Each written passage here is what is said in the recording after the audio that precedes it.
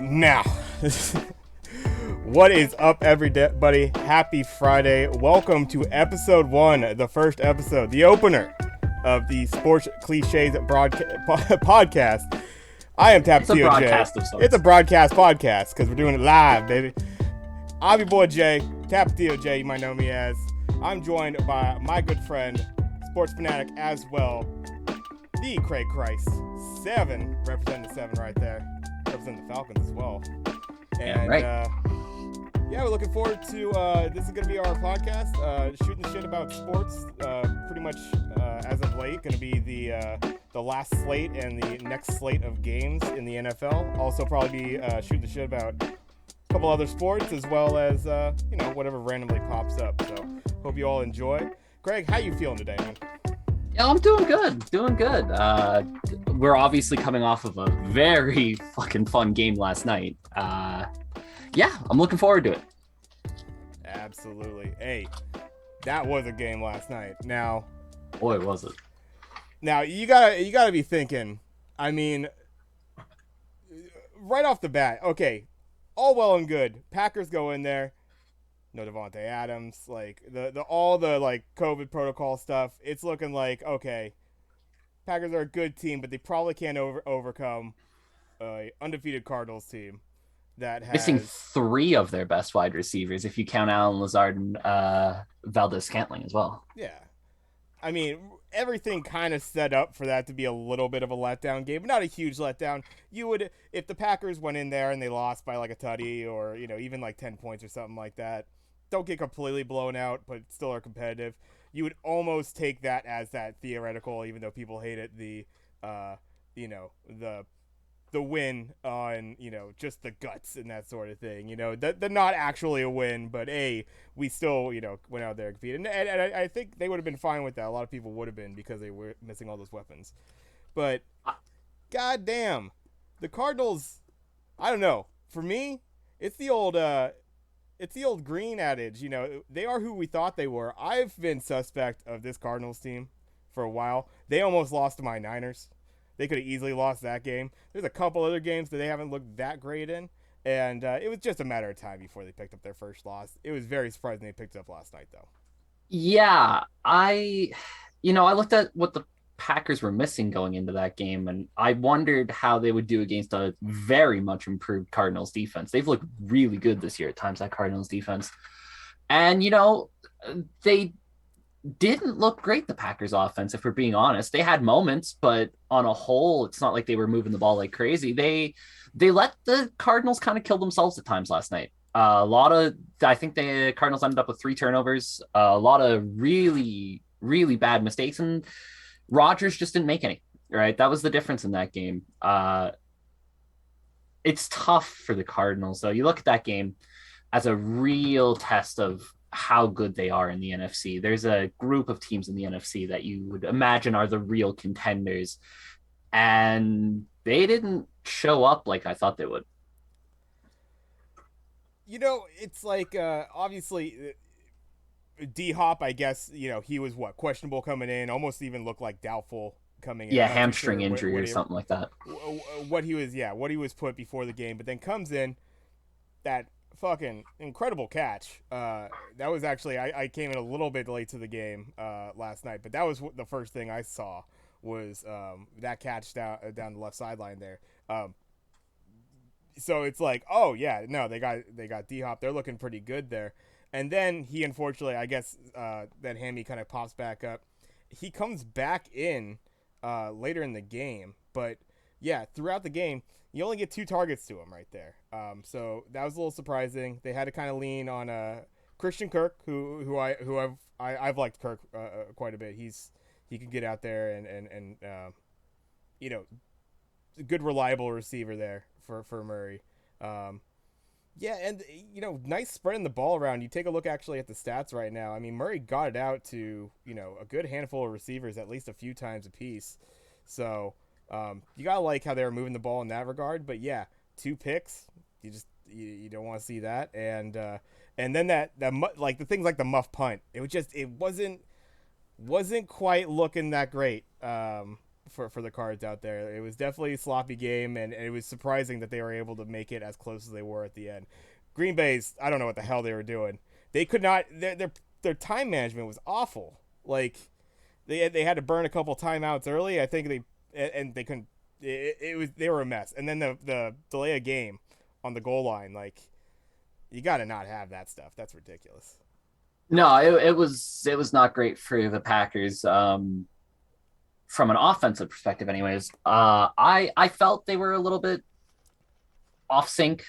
Obviously, you're missing probably three of your top four receivers, depending on how you fit Cobb in that list. And the passing game clearly looked like it. But I will say, I will give credit to the Packers where it's due.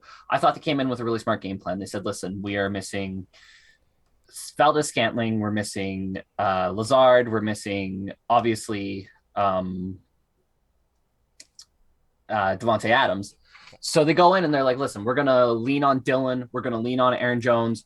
We're going to run this thing down their throat. And yeah, they made some mistakes, but that's, I think, comes with going out of their usual game plan. I'm not sure you're going to see the Packers do that much this year where they're running the ball 36 times. I think they ended up running the ball. You're not going to see that again. And then obviously the big news today that came out is they lost Tunyon for the year, right? And you could tell as soon as that injury happened. Non-contact. Yeah. He's trying to make a little pop. It's almost the exact same thing that happened to Quads, right? Quads did that little jump thing, and he like goes down to do the step on like get a little move, and he just blew it right there. And yeah, you could almost tell it was like, oh, that's an MCL. and that's a bad loss for them too, because Tunyon's been a big target for Rodgers. He gives them something a little bit different, right? Devontae Adams got speed, Valdez Scantling got speed.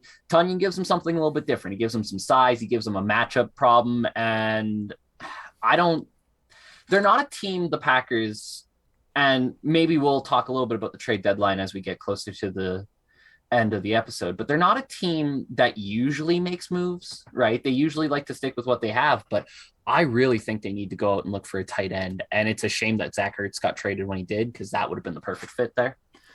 But they need to look to make a move. And I can't off the top of my head think of what teams have a tight end that they might be willing to go out there and get. Maybe like a Ricky Seals-Jones. Hold on. No, before... I'm sorry, but did you see Mercedes Lewis coming out the garage? Did you see that one-hand snare? He couldn't keep his goddamn feet in bounds, but did you see that snare? That was insane. He came out of nowhere for that. It's like... Hey, that was legitimately one of the nicest catches I've ever seen that didn't count. If he could have got his goddamn, feet in bounds, but, momentum taking him out, but, like, that's not a guy who you expect to be able to make a catch like that. He absolutely snared that ball. It's such a shame that one didn't count, but yeah, couldn't get that second foot down. But there's your answer right there. They already got the tight ends. 9 catches for 108 this year. Is that a guy you really want to lean on to get Tunyon production? The tight end of the future is the tight end of the past for the Packers right now. I mean, but yeah, like kind of more to your point, who do you bring in? Like, who are you going to bring in that's really going to make any impact like that? You're not going to get the same thing you're going to get with Tunyon. But you at least have a guy like Lewis that, he's obviously going to be more serviceable in the blocking game. You see how a guy like A.J. Dillon was running last night. He's not going down after one tackle. He had like one slip up at the line or something, but like he gets hit and he's falling backwards for another 2-3 every time. He got them so many yards, and he almost averaged five a rush last night. So not a bad thing to hand him the rock. And then you got Aaron Jones spelling him as well right there.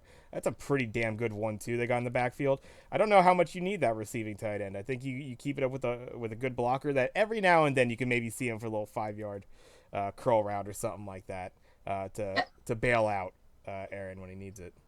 Yeah, perhaps. I do think they have a few receivers out there who look like real players at times and don't really get the ball enough. Equanimous St. Brown is somebody who I think we've all been waiting for a while to just really break out. Yeah.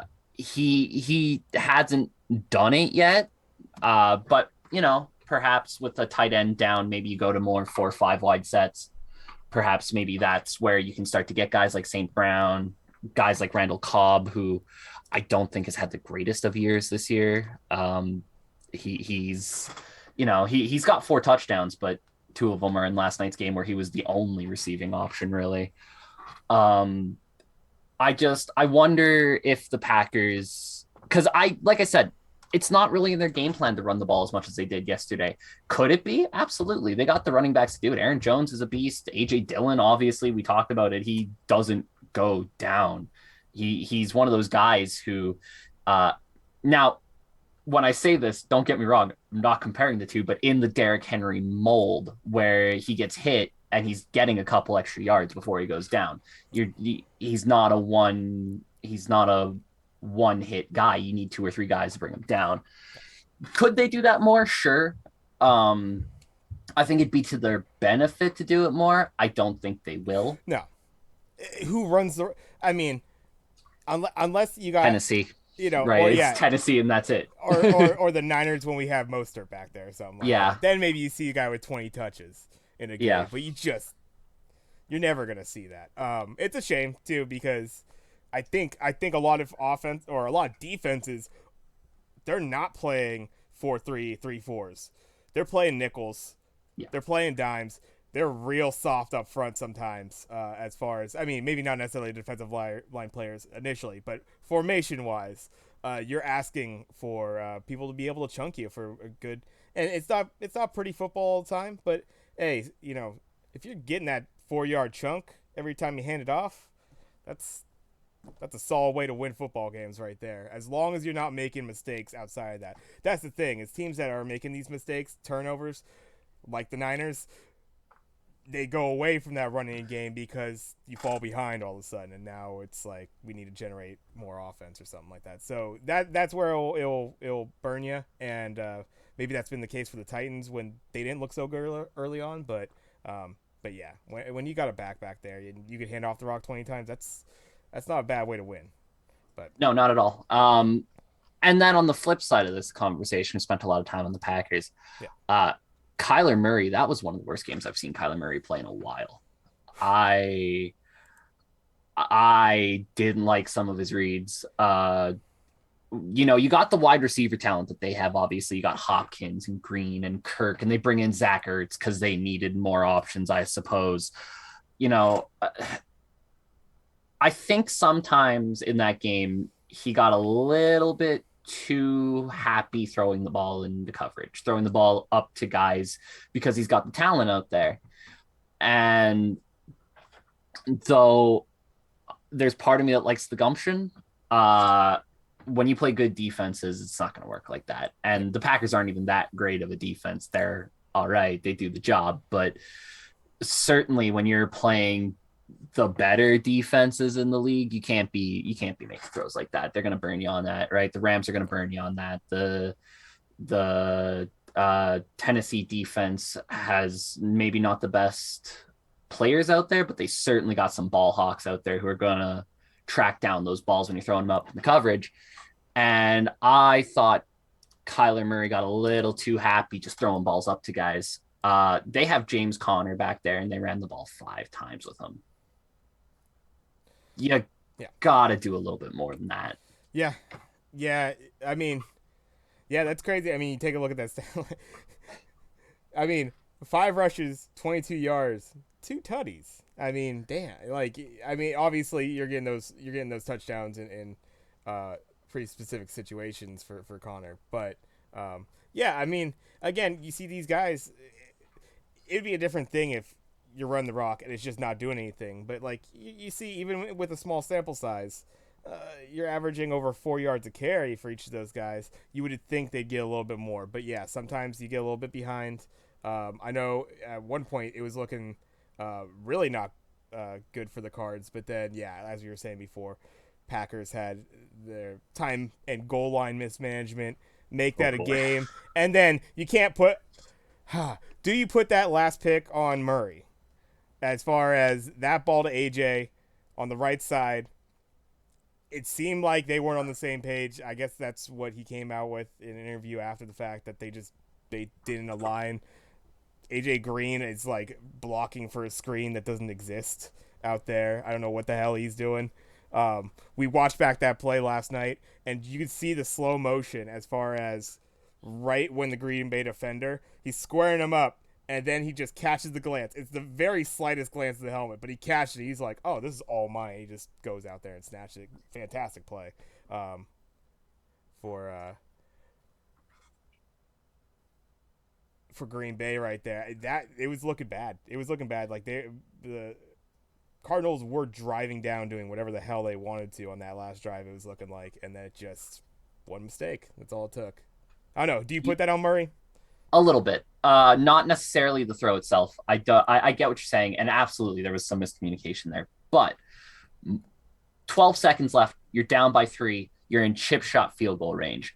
Your job as the quarterback, if you're going to throw that ball, if your coach is going to trust you to throw that ball, is to put the ball into one spot. And that spot is the spot where your receiver can catch it. And if he doesn't, it's no issue.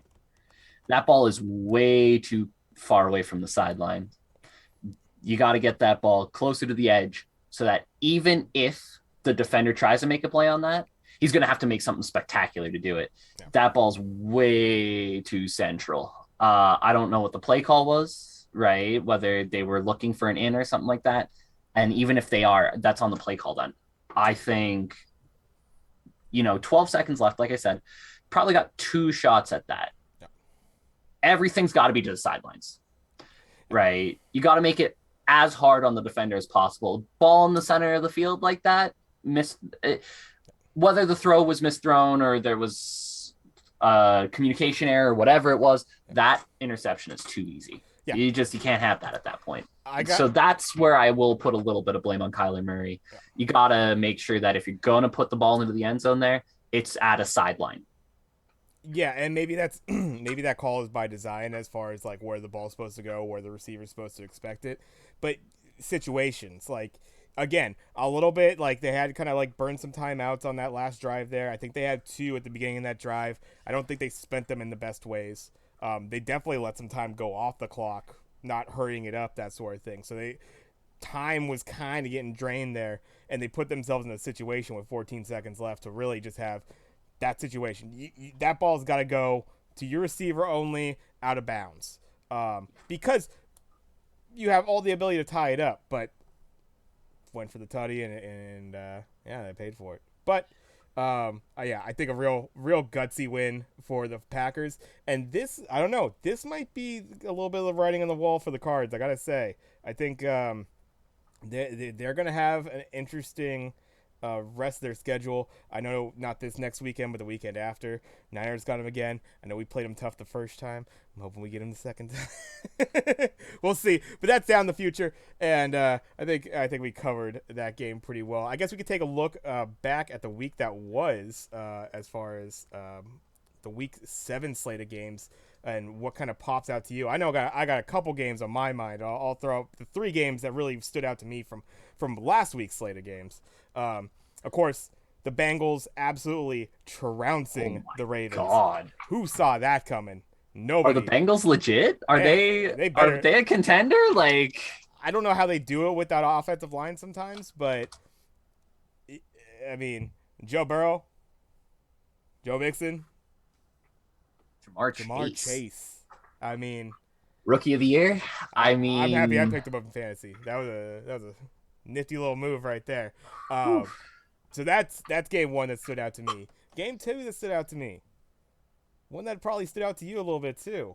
The Atlanta Falcons getting the dub. Are we playoff contenders? Snatching a win. Granted, it's the Miami Dolphins only beating them by 2. But at the team starting to actually getting some wins. Now, you're talking about the NFC South. You're talking about that's Tampa Bay's division. But yeah, there's a little possibility for the Falcons to sneak in there, I think, this year. It's going to be very interesting them going forward. They don't look too bad. What are you thinking? So, I mean, you see the jersey. The Falcons are my team. I love them. I would love nothing more than Matt Ryan to get one last kick at the can, because I do think for a while he was a very underrated quarterback. In the last 3 weeks, the Falcons have played 3 of the 8 worst defenses in the NFL. Uh, Coming up this week, they're playing another defense that has been very vulnerable recently in the Carolina Panthers. I wonder if the Falcons' run recently is them finally figuring it out, or if it's more coefficient of who they're playing. It is worth noting. I came across this stat the other day, and I found it very interesting. And it might be something to look out for in the future. The Falcons in the first 3 weeks were second or third worst in the NFL in average yards per passing attempt. They were only at like 4.8 or something like that. In the last 3 weeks, they have the highest average per passing attempt at 9.2. Could be a shift in philosophy, maybe saying, hey, we got Kyle Pitts now. Calvin Ridley's obviously a beast, so let's let them loose, right? Let's let these guys loose and let's go a little bit more downfield. Let's make this game a little bit longer. And it seems to have worked for them. Again, we'll see how that holds up against better teams. I don't think this week is the Falcons' reckoning, but rather perhaps next week when I believe they are away at the Saints, whose defense has been kind of stout recently, and then they obviously go to the Cowboys after that. Those are going to be a couple of games where it'll be interesting to see where the Falcons truly lie, but they've quietly played themselves into contention for one of those wild card spots. Yeah, I mean, yeah, they're going to be right there. Obviously, when you take a look at that picture, it's going to be a second NFC West team. That's one of the spots for wild card. Guaranteed. You got to think with the Saints they're super wishy-washy. I see 4-2. I'm wondering how the hell they actually got the 4. Like it's I can so talk sporadic. about the Saints, all right. So sporadic. But then you take a look, and then Atlanta obviously right there with Minnesota as far as for that last wild card spot. Obviously only 500 right now, but absolutely I see, Atlanta could absolutely be in that discussion for perhaps swooping that last spot. I don't think they'll get up to this I don't know. They would be the ones to hop over New Orleans. That'd be interesting, but I don't know. I don't know if I see it. The NFC right now is very weird because there's a clear gap between the haves and the have-nots, and it's a big gap. Yeah. Right? You go from like the Cowboys, Cardinals, Rams, Packers, Buccaneers down to the rest of the teams, and it feels like it gets muddled beyond that, right? Yeah. I mean, you even look at the freaking Giants coming off the win they had against the Panthers last week, right? All of a sudden, they're a couple games back of a wild card spot in a very weak division, right? Like, yeah. Who knows how this power gap's going to go? The Seahawks, right? If they can stay relevant until Russell Wilson gets back, they might be a team to look out for as well. Nah, Seahawks stink. You think? No, They're staying in games with Geno Smith at quarterback. I mean, you got to figure Russell Wilson wins you a couple of those games. No. I think they're suffering a little bit from. I mean, I guess Carson has looked kind of nice at very limited spots. I just don't think that they don't, even it's another one of those things. I look to, what I have really seen of the Seahawks, and that was their game against the Niners. Most people kind of write that one off, but that's one to where they look like they're going to lose that game for goddamn the entire time, and then Niners be the Niners and just kind of eventually just kind of handed it off to them and gave them that win toward the end. Trey didn't look so great at that during that time, but Seahawks right now, they already have 5 losses.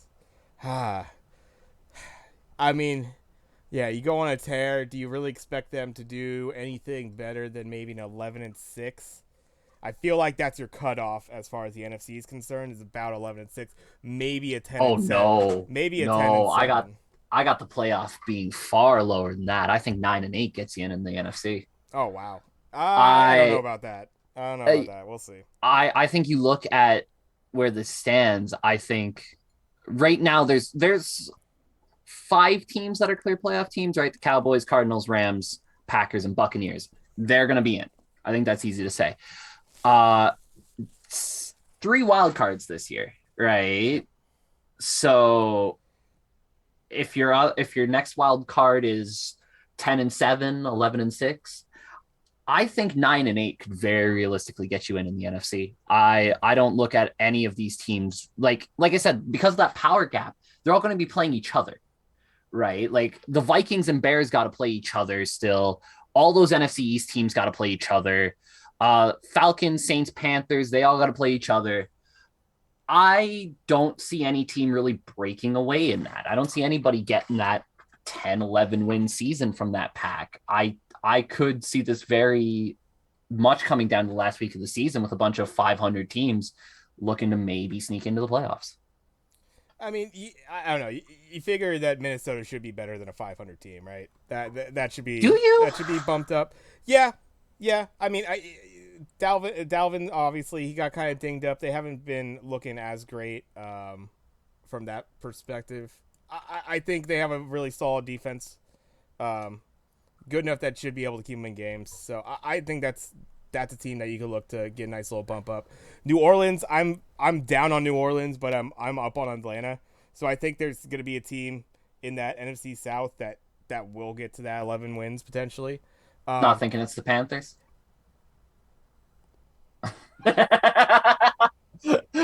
Sam Darnold stinks Sam again. Darnold is who we thought he was. We how many people were drinking the Kool-Aid on Sam Darnold? It was the Jets. They ruined him. I That was one of them. dude fucking sucks. Oh Oh my no, god. Sam Darnold's Get him out. bad. How is that motherfucker still starting? Oh, get him out of there. But granted, they lost McCaffrey again. I think more than any other team, he makes that offense go. You, Oh, I wouldn't say more than any other team. You take Derrick Henry away from the Titans, that team stinks. uh, I don't know about that. I mean, granted, you Henry's your workhorse right now, no doubt about that. You run a lot of offense through there, but Tannehill with the couple stud wideouts when they're healthy, like they. I'm still not on the Ryan Tannehill train yet. I think a lot of the Ryan Tannehill stuff is he has Derrick Henry, right? And teams are, because what we've talked about before with teams getting smaller, playing more nickel, playing more dime, not really going 3-4-4-3. The Titans have a linebacker who runs like a running back playing at running back. Uh Teams that don't really have that size anymore, they need to overload that box. They need to be sending blitzes.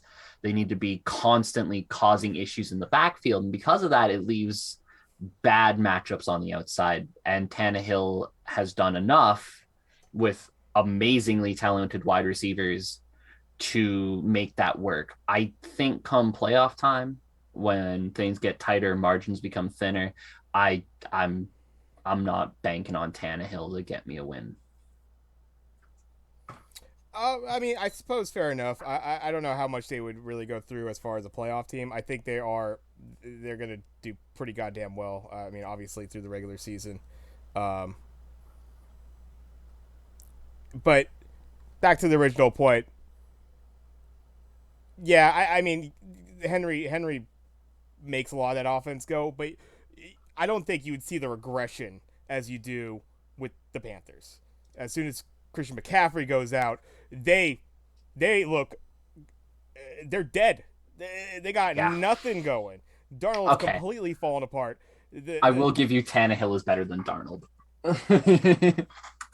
Yeah, the fall off has been pretty immense. I would say, but um, uh, but yeah, that's I would agree. I mean, yeah, Henry, like, yeah, are you really thinking like Jeremy McNichols is really gonna like carry the load.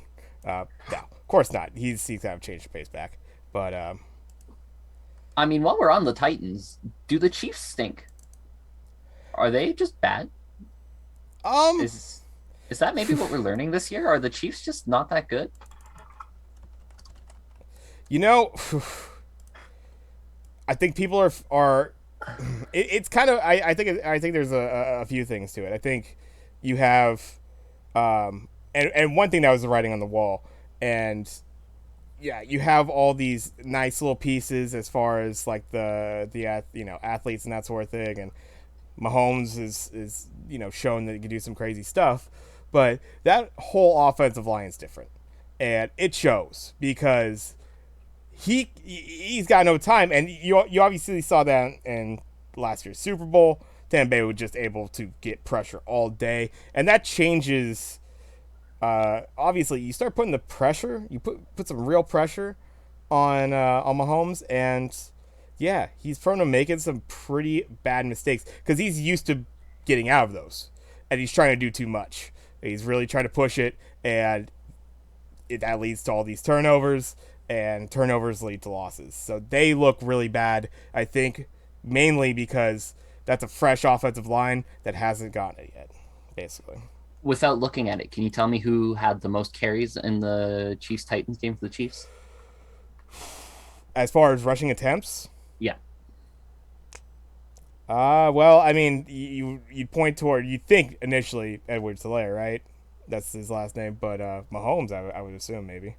Patrick Mahomes carried the ball 6 times for 35 yards. Yeah, he's scrambling. He's just running for his life for the most part. It's not like these are design runs for the most part, right? You want to help out your offensive line, your new offensive line that looks like it's struggling, run the goddamn ball a little bit more. They don't have the greatest running backs in the world, but certainly you can give them 10, 12 touches a game and help get some of the pressure off of Mahomes.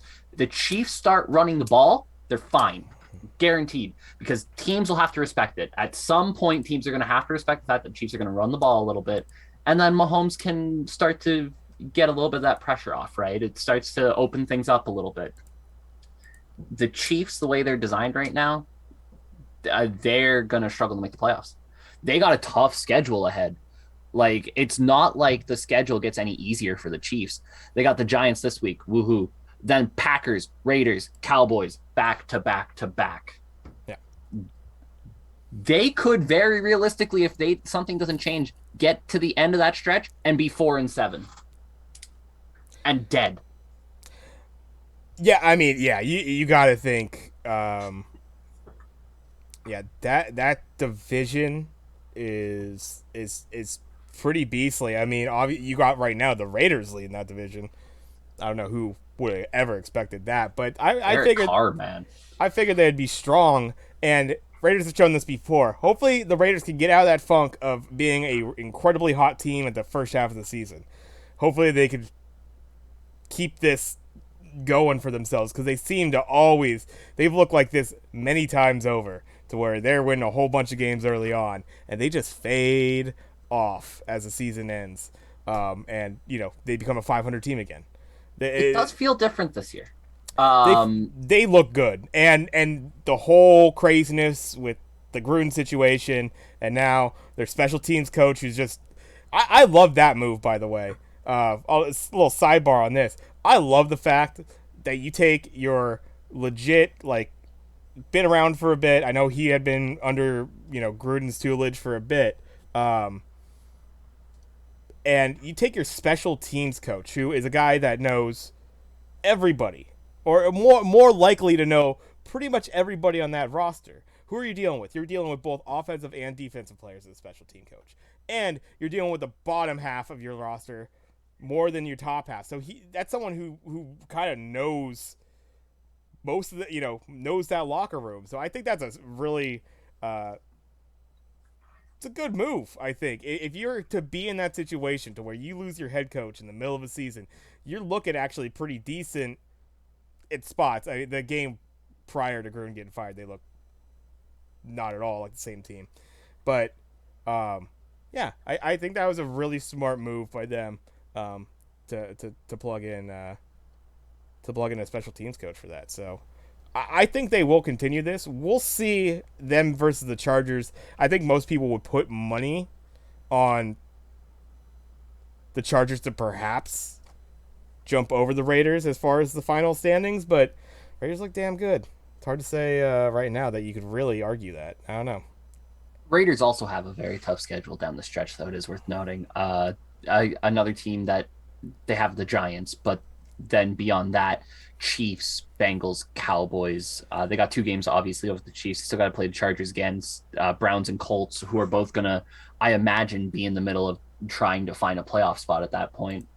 The Browns, you got to imagine, by mid-December won't be as banged up as they are now.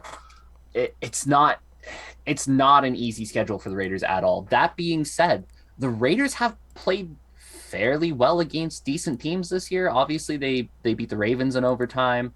The Chargers game was tight the whole way down. I do wonder if their easy schedule catches up to them by the time they get to there. But again, I mean, we talked about the Chiefs already. It's hard to say, right? It's hard to say if the Raiders can't take those games against the Chiefs. We don't know what the Chiefs are really at this point.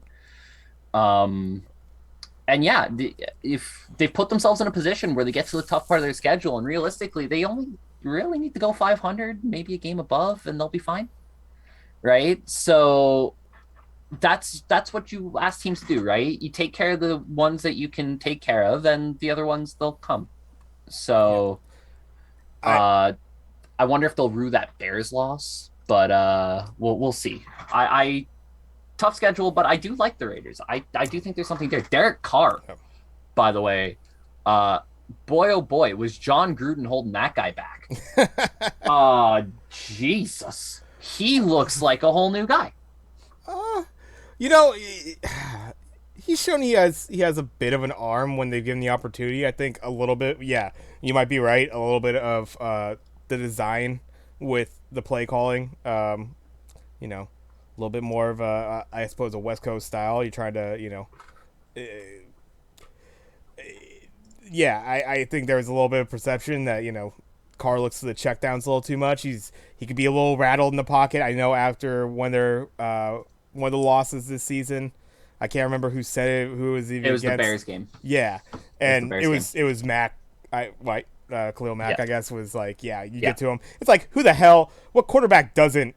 You know, maybe there's a quarterback here or there that you could give them a nice hit and they'll bounce back and not be rattled. But most quarterbacks, if the pressure is consistently there, yeah, they're gonna be a little shook. They're gonna start hearing footsteps. They're gonna be hurting their throws a little bit. They're gonna be a little bit worried about their pocket, you know, that sort of thing. So yeah, I think that'll affect anybody. But they obviously, I think it was pretty clear they were a different team that week. They didn't look anything like they were in the previous weeks before all the emails like started surfacing, and they don't look anything like that now that No. they got Bisaccia. Is that his last name? I didn't want. Yeah, Rick Bisaccia. Bisaccia. He's an interesting case too, because there was an interview from Mike Mayock back in 2012, I want to say, and he said, this guy's the next Jim Harbaugh. So it's not like he's come out of nowhere for the Raiders, Okay. right? Like, they've known about him for a while. There you go. All right. He was always kind of being groomed by Mayock, supposedly, to be the next guy. Yeah. And so far, he looks like he gets it, right? Yeah. And I feel like that was the biggest issue for the Raiders for a while now, is they had all this talent and John Gruden was playing it like it was the year 2000. Yeah. Right, like he was taking the Bucks to the Super Bowl with Brad Johnson at quarterback, and it doesn't work like that anymore. You can't play that game and be successful. You can take elements of that game and bring it to the modern era, and it will work. Absolutely, I think we've seen that with Tennessee, right? With Derrick Henry and having a big power back and just wear down defenses, right? Yeah. Run the ball 20 times if you have to. You'll make them tired. I mean, that translates still. But you can't play the 2000s game, right? Every pass, you complete it for 2 yards. As long as you're moving forward, it's a good thing. This is not how the game works anymore. You got to be getting chunks. And the Raiders under Gruden didn't do that, and they do now. They're a team who gets big plays, who gets large chunks of yardage at a time. Hey, Well, fun fact: Derek Carr's got a live arm, and if you let yeah. him let it loose a little bit, to guys like Renfro, to guys like Ruggs, you're gonna see success out of that. Well, okay, so this is one thing. So it's Raiders kind of interesting for me because in our Madden league, I've been playing the Raiders my entire last franchise, so I've kind of had a decent feel for some of these players. Ruggs finally stepping up to be the wide receiver that they thought he was when they drafted him. Dude has the Jets. He is blowing people out. Like, he doesn't just get open for a ball. He's open by yards. He's making it real easy for Carr to put into a place. He's not having to, like, pinpoint, like, super accurate. Just let me run by this son of a bitch on a streak or a nice little deep post or something like that. And, yeah, I'll see you 30 yards down the field where I'm wide open by a, like, pretty distinct amount. And then that backfield, you brought them up. Love Josh Jacobs. Kenyon Drake. Nice little bounce What a back. what a renaissance man Kenyon Drake has become. And like, he had flashes. I kind of liked him when he was with the Dolphins. At points, but obviously he was with the goddamn Dolphins, so you could only see those flashes so often. But it was like Kenny Drake could actually fucking ball, and Ingold, their fullback, one of the few remaining real solid fullbacks in the league. So you could go Yep. to that eye, and you could run behind him. And Richard's a nice little change of pace back, nice little third down back that they have. Peyton Barber's been mixed in there too. But so their backfield is full of players that you could pretty much rely on. Um, I'd say very similar to a Niners backfield of maybe a year or two ago, where you had obviously like a Josh Jacobs, you had a Raheem Mostert, you had a main back there, but those two, three, like those guys could come in and they could really pop when they really needed to. Yeah, receivers, yeah, Renfro being just your fucking great slot receiver that you just want. You just want that reliability. You got to have a guy like that there. Brian Edwards looking a lot better this season than he has in years past, and Yep. Henry Ruggs stepping up. I mean, granted, Brian Edwards drafted same class as Henry Ruggs, so these guys have only been here for a couple of years, but definitely an improvement. As they've gone to their second year here, and then yeah, Foster Moreau. You got Waller out that last game. Foster Moreau, hey, Dude, like dude steps up in a big game and just balls out. looking good. Crazy how much turnover they had with the offensive line, but they still look actually pretty goddamn good for the pieces they did keep. They literally stripped 3 starting offensive linemen right out of there, which was really unexpected. They look great. That defensive line. You're talking Max Crosby.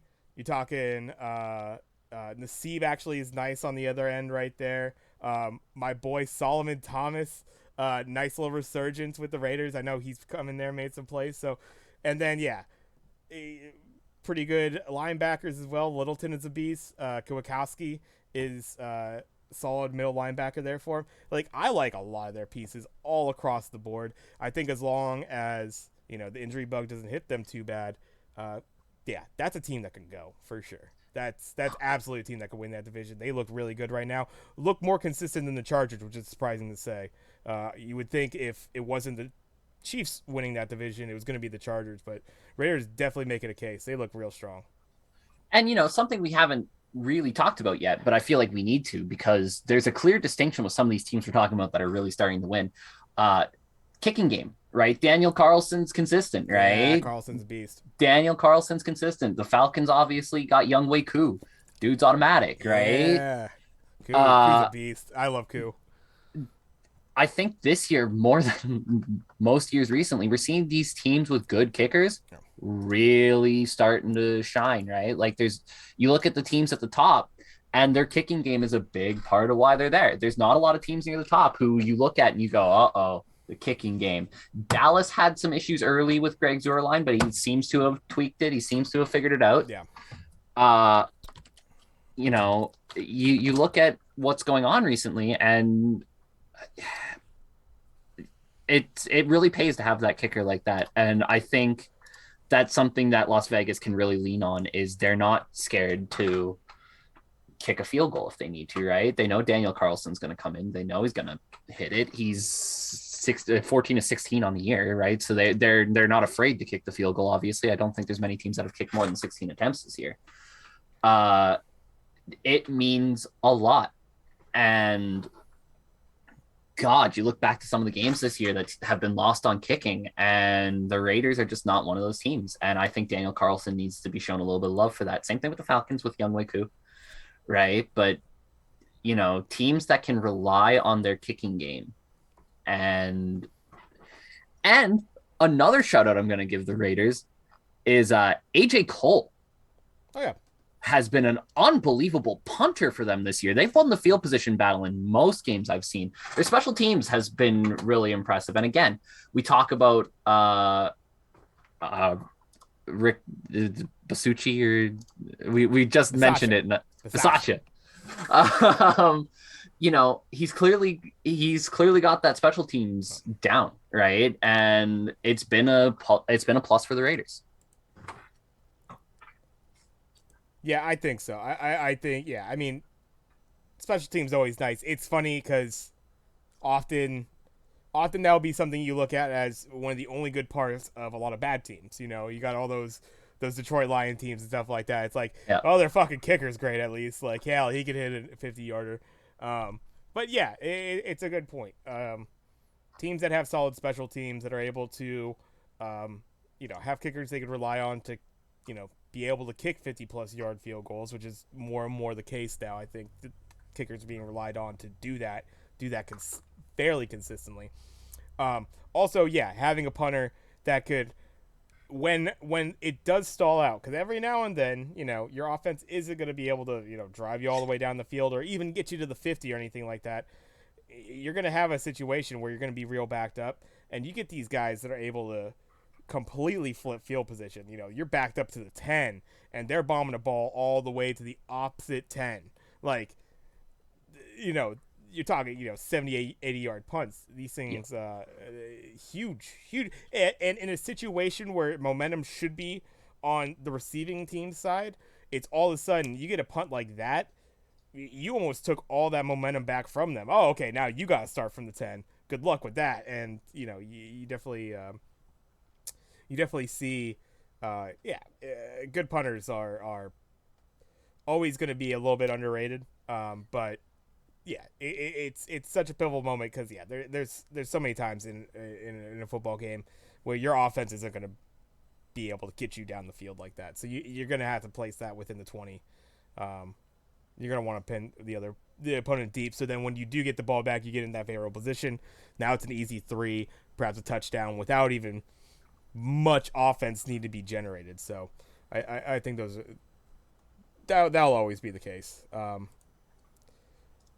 Before we move on to the slate of games coming up, there's one more game from last week I want to talk about because it tugged at my heartstrings. And I really feel like we need to talk about this Rams-Lions game from last week. Oh, okay.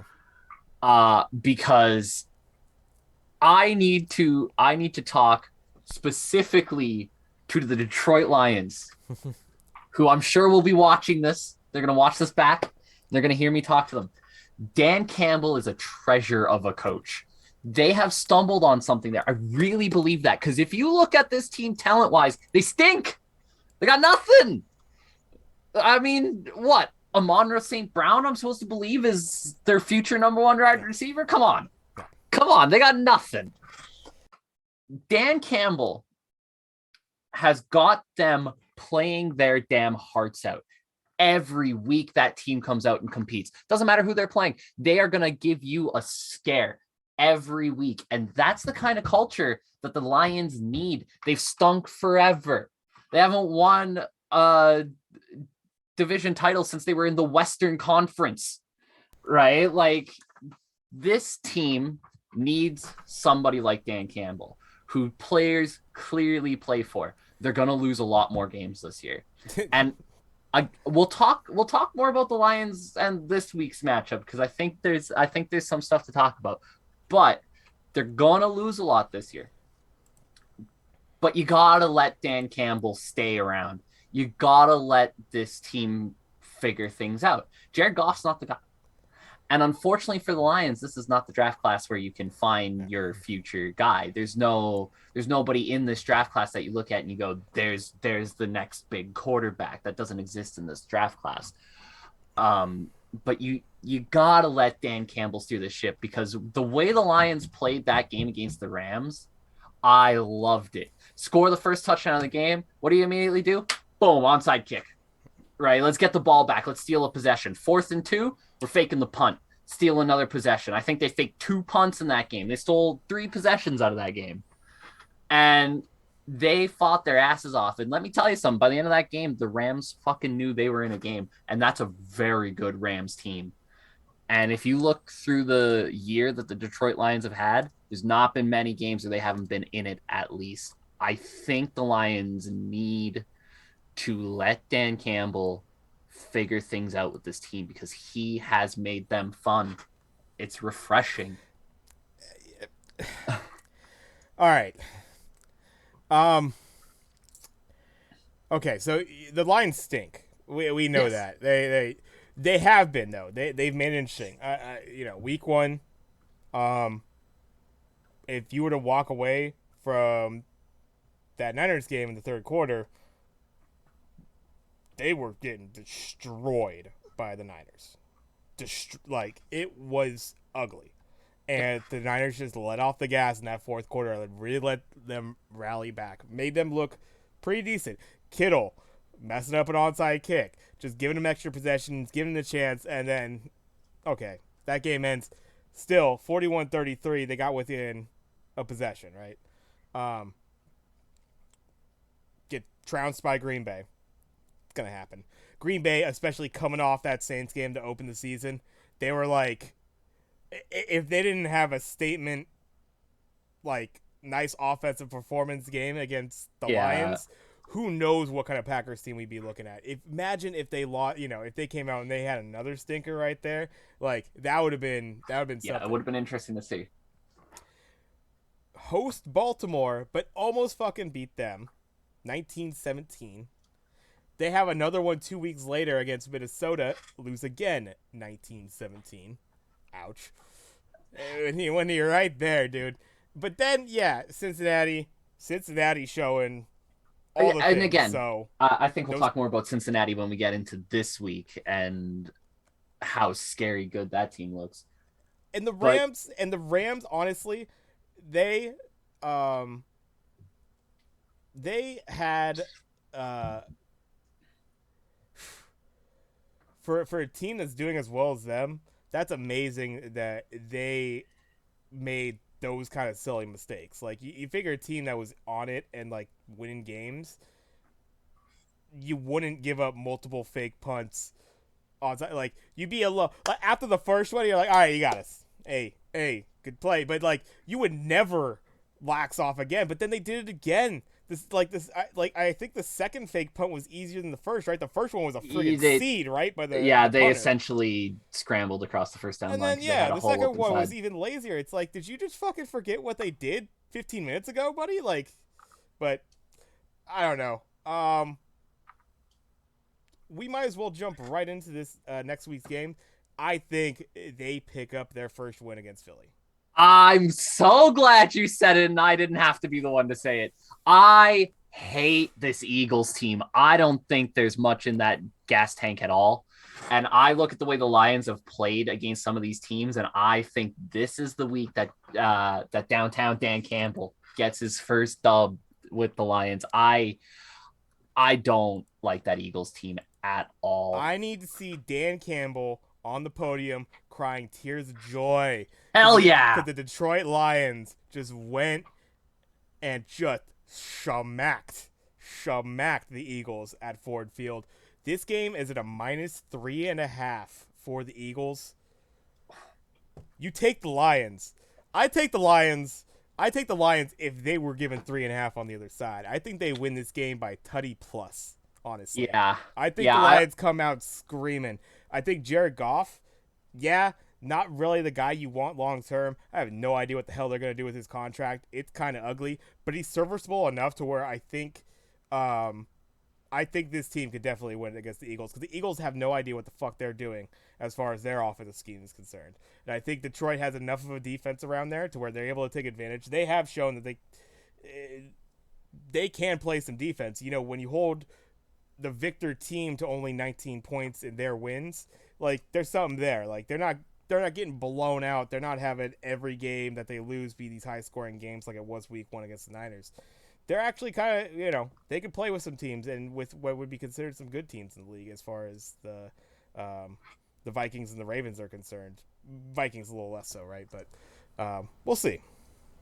Yeah, I really don't love the Eagles this year at all. I know they got a couple wins, but I mean, they beat the Panthers when they were struggling and only just, right? Yeah. And they caught the Falcons week 1 napping. I think if you played that game back right now, the Falcons would probably end up winning that game.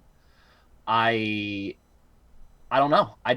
I know they played that close game with the Bucks, but I put a lot of that on the Bucks just not playing that great in that game, making uncharacteristic mistakes.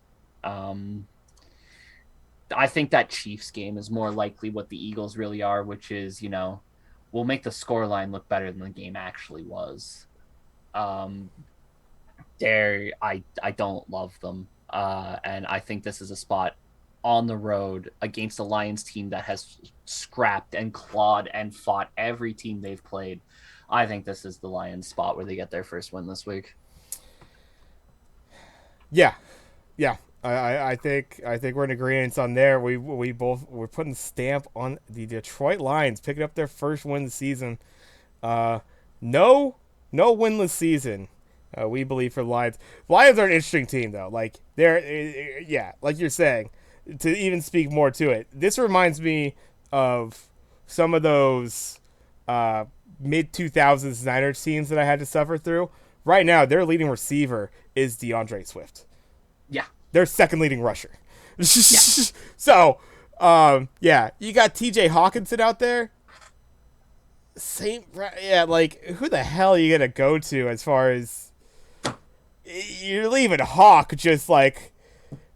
That's just it. Do I have any receivers around me up here? Like, I know TJ's not having statistically the best year, but you got to understand, man, they're just double covering the shit out of him. Oh, yeah, they're why saying, wouldn't you? They're saying literally throw it to anybody else. You're not getting TJ Hawkinson. Literally go anywhere else on the field. They just don't have the skill for that.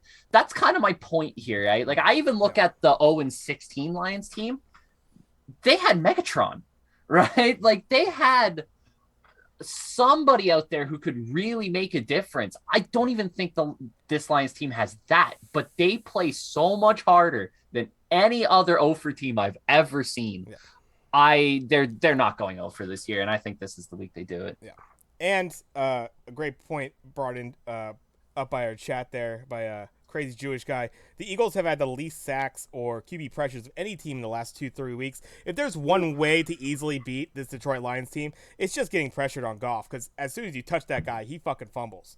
So that would be your go-to right there. Is at least if the Eagles had some defense, you wouldn't be so worried about how the offense is going to go. But I don't think they have it. I don't think they have the combo. I don't think they have a defense that could that carry them through that.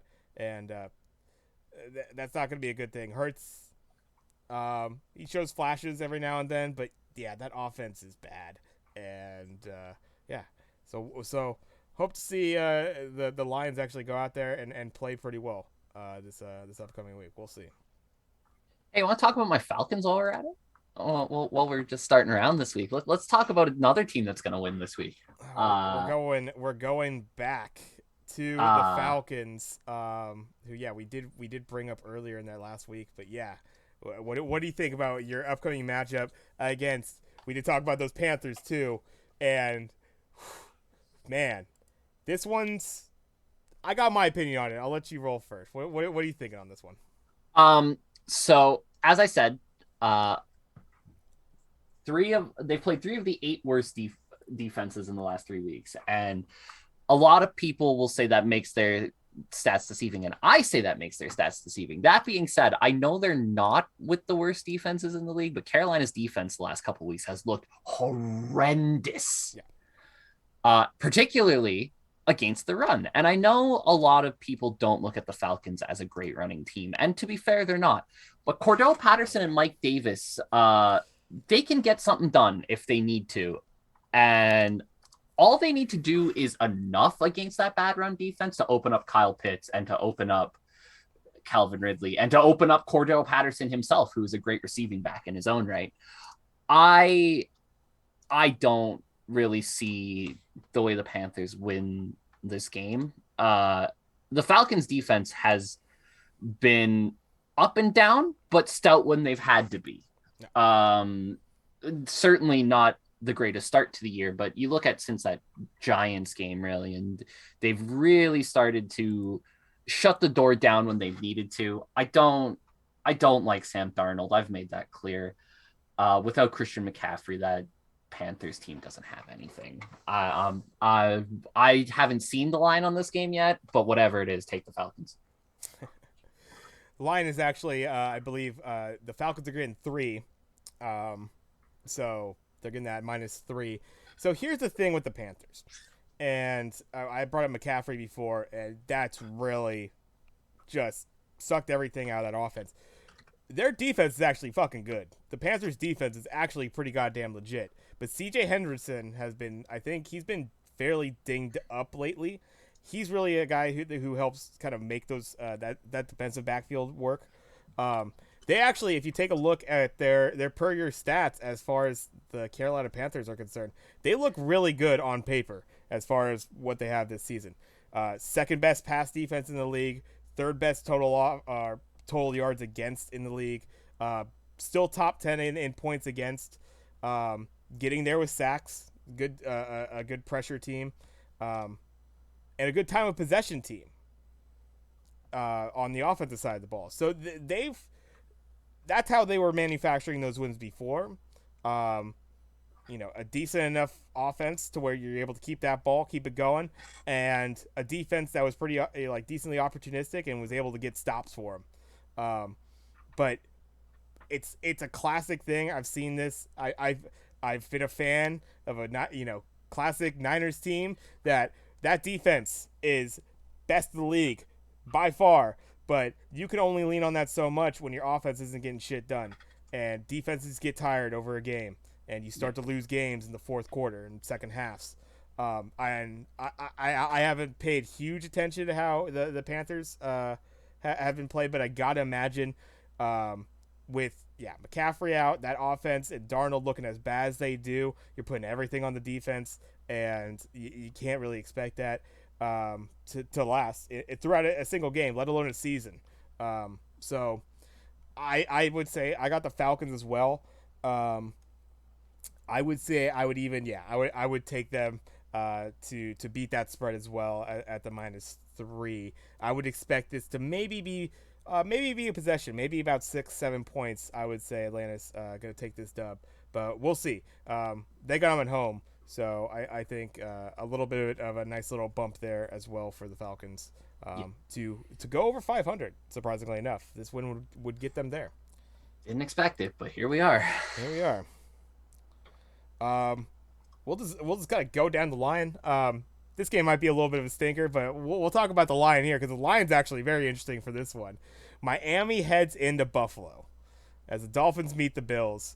They are giving Buffalo -14. So they're giving Miami the +14 on this. Not enough to make me think Miami's got a shot on that spread. That's tough. Tua's actually looked, I guess, a little like not too shabby in their games recently. And I don't know, like, Buffalo has dropped a couple games. They haven't looked super stellar every single time. I know they had that crazy game against the Ravens earlier this season. But it's I think Buffalo takes the dub. I think Miami covers the spread. I think this is like a 10-point game or something like that. I think Miami actually keeps this fairly respectable. Yeah. That's Let's my just put feeling it on it. this way: I hate lines like this, and I would never bet on them, uh, because it is such a large line. The first time they played, this is not the first time they've played this year. Buffalo beat them 35-0. Yeah, Uh, yeah. Now what's interesting is That goes against that right there. obviously that was Yeah, a Jacoby Brissett game and not a Tua game. yeah. Tua, I've heard a lot from Dolphins fans in particular about how bad Tua's been. Tua's thrown 67% accurate passes according to Pro Football Focus. That puts him sixth out of all the qualified quarterbacks in the NFL as far as accuracy goes. Like, Yeah. it's not the guy's fault there's nobody out there catching balls for him. Uh, I think they got to give Tua more time. It doesn't sound like they're gonna give Tua more time. Yeah. If rumors are to be believed, if we want to talk about the Deshaun Watson thing real quick, I think this would be the time to sprinkle the Deshaun Watson thing in.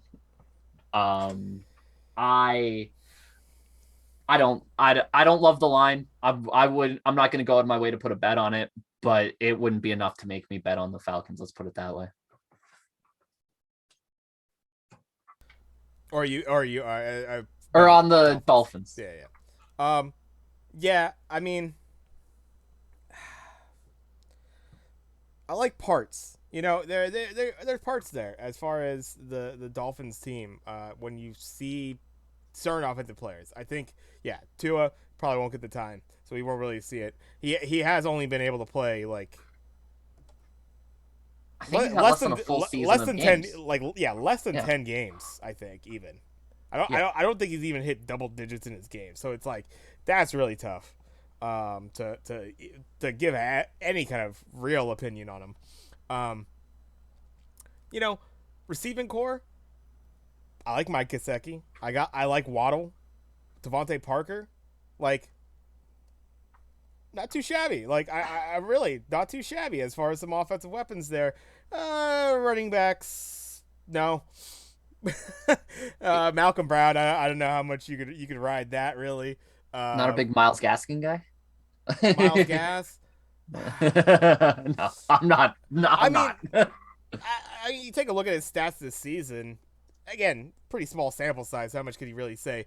Literally, not even getting 35 yards a game, but a 4.5 average on his carries. Like when they have actually been able to hand the ball. This is the classic thing though with these bad teams. These teams that kind of start Yeah, flipping early, they just don't run the ball anymore. It's like there's still 3 quarters to go. You could run the ball still. Like I don't understand why like some of these teams really go away from the run as much as they do because their passing offense isn't that great.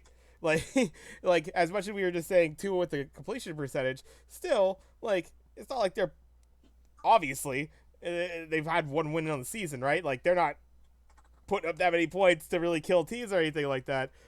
Defense isn't good at all, but um, yeah, actually, 32nd in so dead last in yards against, 31st in points against. So yeah, yeah, as bad of a defense as you could just about have, yeah. right there with the Chiefs, basically.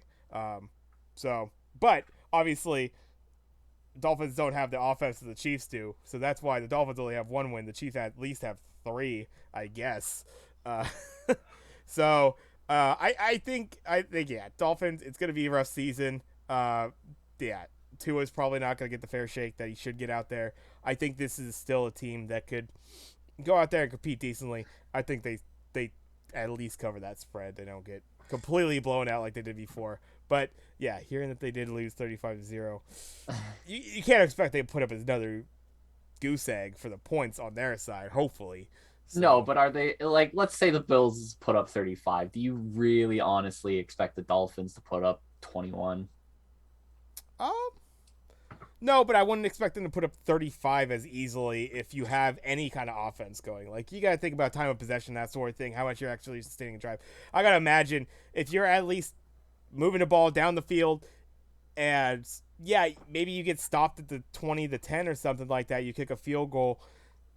There's it's almost a scheme like not to lose as bad, which isn't a way to really play football at all. But like you got to think like And then you get a stop here and there. Like their offense isn't completely killing you and getting a touchdown every time they go down. Yeah, you keep that within 14 points. I I don't see it. Great teams beat really shit teams by 10 points all the time. Yeah, I just don't see it in this game. That Dolphins defense is horrendous, and I don't. Josh Allen doesn't need time of possession. He'll just Xavier lob Howard up doesn't 50. deserve this. Xavier He'll Howard just doesn't lob up deserve this. 50-yard bombs to whichever one is not being covered by Howard, whether it's Beasley or Diggs or whoever the heck he wants to, really. And Poor they'll. son of a bitch. There's some talent being wasted down there. I South can't Beach, see him where the being there fuck by they the end are. of next week. I don't think Xavier Howard's there by the end of next week. I really don't.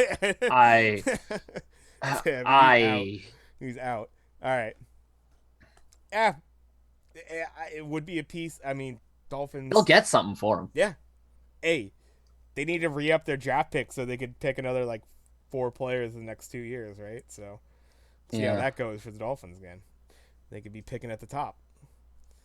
But yeah, that game. We've already talked enough about a Bills Dolphins game. That's probably gonna be Way too much time on that. Way too much time on that one. It was fun though. All right, this one. We'll just keep going down the line. We're hitting all the early games right now. The San Francisco 49ers heading to Soldier Field to face the Chicago Bears. They're giving Niners at the -4 right now on the spread. Lions not really feeling Justin Fields. That over-under is minuscule, though. We haven't talked about the over-unders. The over-under for this game is at 39.5 points. They don't think these guys are going to put up 20 apiece. Give me the under. Give me the under. Ow, dude. Ugh. That line is meant for you to bet the over right there, because that's a 100%. They're trying to bait the over on that one. And to be fair, you probably should, but man, that sounds like this game sounds like a thrilling 10-3 Niners win. I will throw my hot take out there on Justin Fields now. I was massive on Justin Fields coming out of the draft. I thought Justin Fields was going to be great. They're going to Trubinsky him. He looks lost out there. He's got no help. The poor guy can't see downfield, let alone throw the ball there. I don't know what can they do, right? Like, unless you completely overhaul that offensive line and receiving core, like Allen Robinson's being wasted on this team. Yeah. And I don't know. Justin Fields is going to be ruined by the Chicago Bears, and it's a damn shame, but welcome to being a quarterback for the Chicago Bears. The Bears. I mean, because they're early on. Let me take a look at their schedule, because it's a little hard. It's hard to quite remember. Yeah, opened up with bad game against the Rams. Then they actually, as much as we talked about them, they steal a win against the Bengals. How I forgot about that. did they beat the Bengals? Oh my god! This is a team right now. They're 3-4. They have found a way to win some games, and that game against the Raiders. Granted, as we talked about, that was not the same Raiders team. No. They played like a complete shell of themselves because of all the crap that was surrounding them. So maybe you can't really, but they did go into Vegas and get a win there, and then they lose really bad. Like, their losses are horrendous. Their wins are not too bad. I mean, Detroit, 10 points. Vegas, 11 points. And then, just the field goal right there. And I remember that Bengals game was quite crazy. I can't remember what, like, the field goal situation was and how it exactly turned out. But, I think this is one of those ones. This is a game that, honestly, the Niners, if they play the Colts had in the previous game against the Colts, rain and all that sort of thing like it played a factor, and that seemed to be a big deal for it. But that secondary was atrocious outside of the first couple drives because they actually looked good. They had a couple like opportunities for picks and that sort of thing. They were dropping the picks. Norman actually played a ball pretty well, jumped in front of a nice little curl route. That's what I was trying to call, actually. I almost called that. I was like, Norman is going to get a pick on a nice little curl route comeback. Easy money.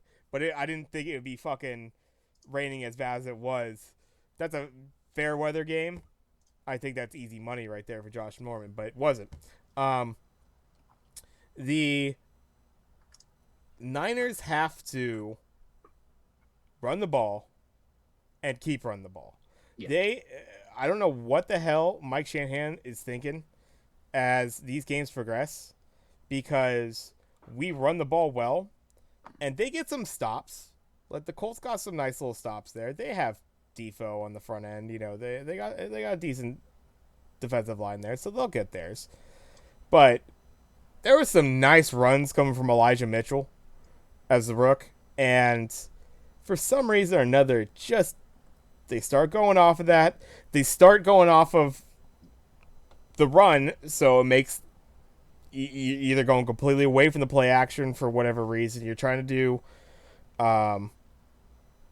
Just offense that's just going 3 out every time because they're trying to do like it's usually like some kind of quick route, like a slant or something like that. Miss it on first down. They might try a run on second down there, but then they got in these third and longs. They can't convert third downs right now. So I'm worried about the Chicago Bears defense. Basically, the point being, I'm worried about the Chicago Bears defense being able to step up. And if they stop the run early on the Niners, if I'm being completely honest, I'm not too sure what Shanahan does to really put this offense kind of over the top. Like, he has to really start believing in Jimmy G to be able to, like, make some intermediate throws. It doesn't have to be the long bombs and stuff like that. But, work that play action, work the run game as much as they can. I hope they're able to. And that defensive backfield, like, I don't think they'll have as bad of a game as they had last game. But, yeah, they got to figure out a way not to draw defensive pass interference every other pass. When you got a guy, like, I don't think Justin Fields is going to be hucking it like Wentz was that game. Like, Wentz was literally just thrown right into coverage because he knew he was getting it. Because our defensive backfield was so garbage in that game. So, I don't know. I'm worried about this one. I mean, I was worried about the Colts. I thought that should have been an easy win for us, and I pretty much kind of wrote us off. But right now, the Niners are 2-4. They really should pick up this win. They really should go to 3-4. And honestly, if it's like you're saying, as far as the NFC coming down to a 500 team, they still have a very good chance to still be able to make the playoffs. I think they're a dangerous team if they do make the playoffs. But man, and they gotta find somebody else besides Deebo Samuel, as far as their wideouts are concerned. This is ridiculous. Like, nobody's stepping up. What happened to Brandon Ayuk this year? Sanu is their second best. And, yeah, Ayuk, he's all over the place. They're not putting him in. He's fumbling punts into the end zone that somehow aren't safeties. It's a shit show out there. Weird rules. And Kittle needs to come the fuck back because this is bad right now. Yeah. Juice. Kyle Juszczyk is the second leading receiver for the Niners as a fullback. Oh my god, I was gonna guess Charlie Warner. Kyle Juszczyk is the second leading receiver? Kyle Juszczyk is our second leading receiver. Oh my god, that's over bad. Mohamed Sanu, over Ayuk, over Dwelly, who is replacing Kittle. Sherfield, who was looking good at least initially. Sherfield's only caught 4 balls on the season. It's bad. It's bad right now for the Niners. We do not look good. And we've had a bye week, so our numbers are a little lower than some other teams, but that's crap. Here's a bit of an interesting question that I feel like there's a clear right answer to, but I wonder if the panic button might have been hit. Trey Lance or Jimmy Garoppolo? Who do you think should start? Start Garoppolo. Yeah, okay. I'm with you on that. I've said it before. I don't think I've seen Lance They run Uh, 4 plays with Trey Lance. yeah, I They, don't think I've I don't know seen what the him look fuck they're doing. They NFL have ready. there's not like I don't know if they don't trust him with enough of the playbook.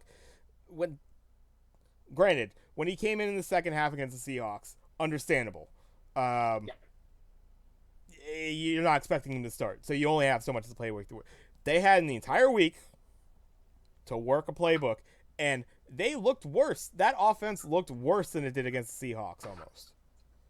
And that's and it's like you got a guy that is Lance, and it's like I understand he has legs. You wanna be able to work that option. It's a real nice little move when you're able to get that, but it's gotta be with the RPO. Like I don't see nearly enough RPO being run for when you have a mobile quarterback, a guy that could fake the handoff, bring it back, be able to sling it. He was fucking up quick slants, 5 yard quick slants. So it's like it's gonna hurt Shanahan's offense right now if he can't yeah, make those passes. But you also have to open up that playbook a little bit, and you gotta give it the opportunity. He hasn't shown obviously the ability to really yeah. run Shanahan's offense as it is right now. So it'll be interesting to see that crafted. Um, but right now, yeah, that's a Jimmy G uh, led offense. It looked bad last week. That rain A really lot of threw that's it on the out. rain. And we didn't do the same thing. Like if we were just hucking the ball up like Wentz, I think, yeah, maybe we get some lucky PIs and shit like that. Or maybe the Colts defenders are able to just defend that and just smack that shit down, fucking easy picks and stuff like that. And maybe our defensive backfield is that bad for the Niners. But we didn't come out that same, um, you know, taking advantage of the situations like the Colts did. We looked good early, and we looked good that one drive late, and then it was fucking terrible. Yeah. I'm not quite Justin Fields down on Trey Lance. I think Trey Lance has a great future, but electric arm, but he's not accurate enough with it yet. He's just not ready. He's not ready. And that they knew that when they drafted him. Right? The story around Lance the whole time was he's going to be good, but you gotta let him get accustomed to the NFL game. You gotta let him Yeah. figure out how to use that arm better. You're not in D2 college anymore, right? This is a new system, and it's gonna take him some time, but he'll be okay. But I've heard some rumblings from some Niners fans saying, let's get Lance in there. It's too soon. I don't think this is. I don't think this is the time to throw him to the wolves. And it's just been so typical with the Niners. Uh, we lose Mostert in like a half of football. Like the guy doesn't even get off the fucking runway as far as the season's concerned. And granted, he has been dinged up before, but you saw Raheem Mostert is a guy that if he was in, we're handing off the rock 20 times to Raheem, and he's getting 125 plus with a tutty or two. We're running the play action off him. That offense moves when they're doing that, and for some reason, like Elijah Mitchell, I think is the fucking truth. Like I think that kid could go. Trey Sermon's been a super big disappointment. I don't know what the hell happened there, where we He got drafted put in him. the doghouse for some reason, He's just and not out there. Kind of the same. More or less the same thing with Ayuk. Like guys that you'd expect to have been aspects of this offense, even with like say Mostert was still healthy, I would expect Trey Sermon to be spelling him and at least having a handful of carries a game. But Elijah Mitchell seemed to surpass him. Sherfield apparently had surpassed Ayuk, but Sherfield's not even getting the targets either, so I don't know what the hell that is. Um, so we'll see. I mean, I think this team will look a lot better, hopefully, against the Bears. Um, hopefully, yeah, they're able to not have the defensive line of the Bears like immediately stop that run. I think it'll be a good sign early. We'll see. I think actually, oddly enough, it's a 4-quarter game, but I think if the Niners are able to kind of establish early, they did establish early against the Colts as well. But I think if they're able to like kind of dispel some of that stuff, really come out firing on that first drive, get a nice little touchdown drive there. I don't know if the Bears have the ability to like respond in any way, shape, or form against the Niners defense. And the Niners defense outside of that defensive backfield, which I don't think Fields will be able to take that much of advantage of. Um, that's a beastly front seven still. I feel for the Niners, so should be able to get some pressure on them and should be able to stop any kind of run game they're going to be trying if they even attempt that. Which we'll see. We'll see with.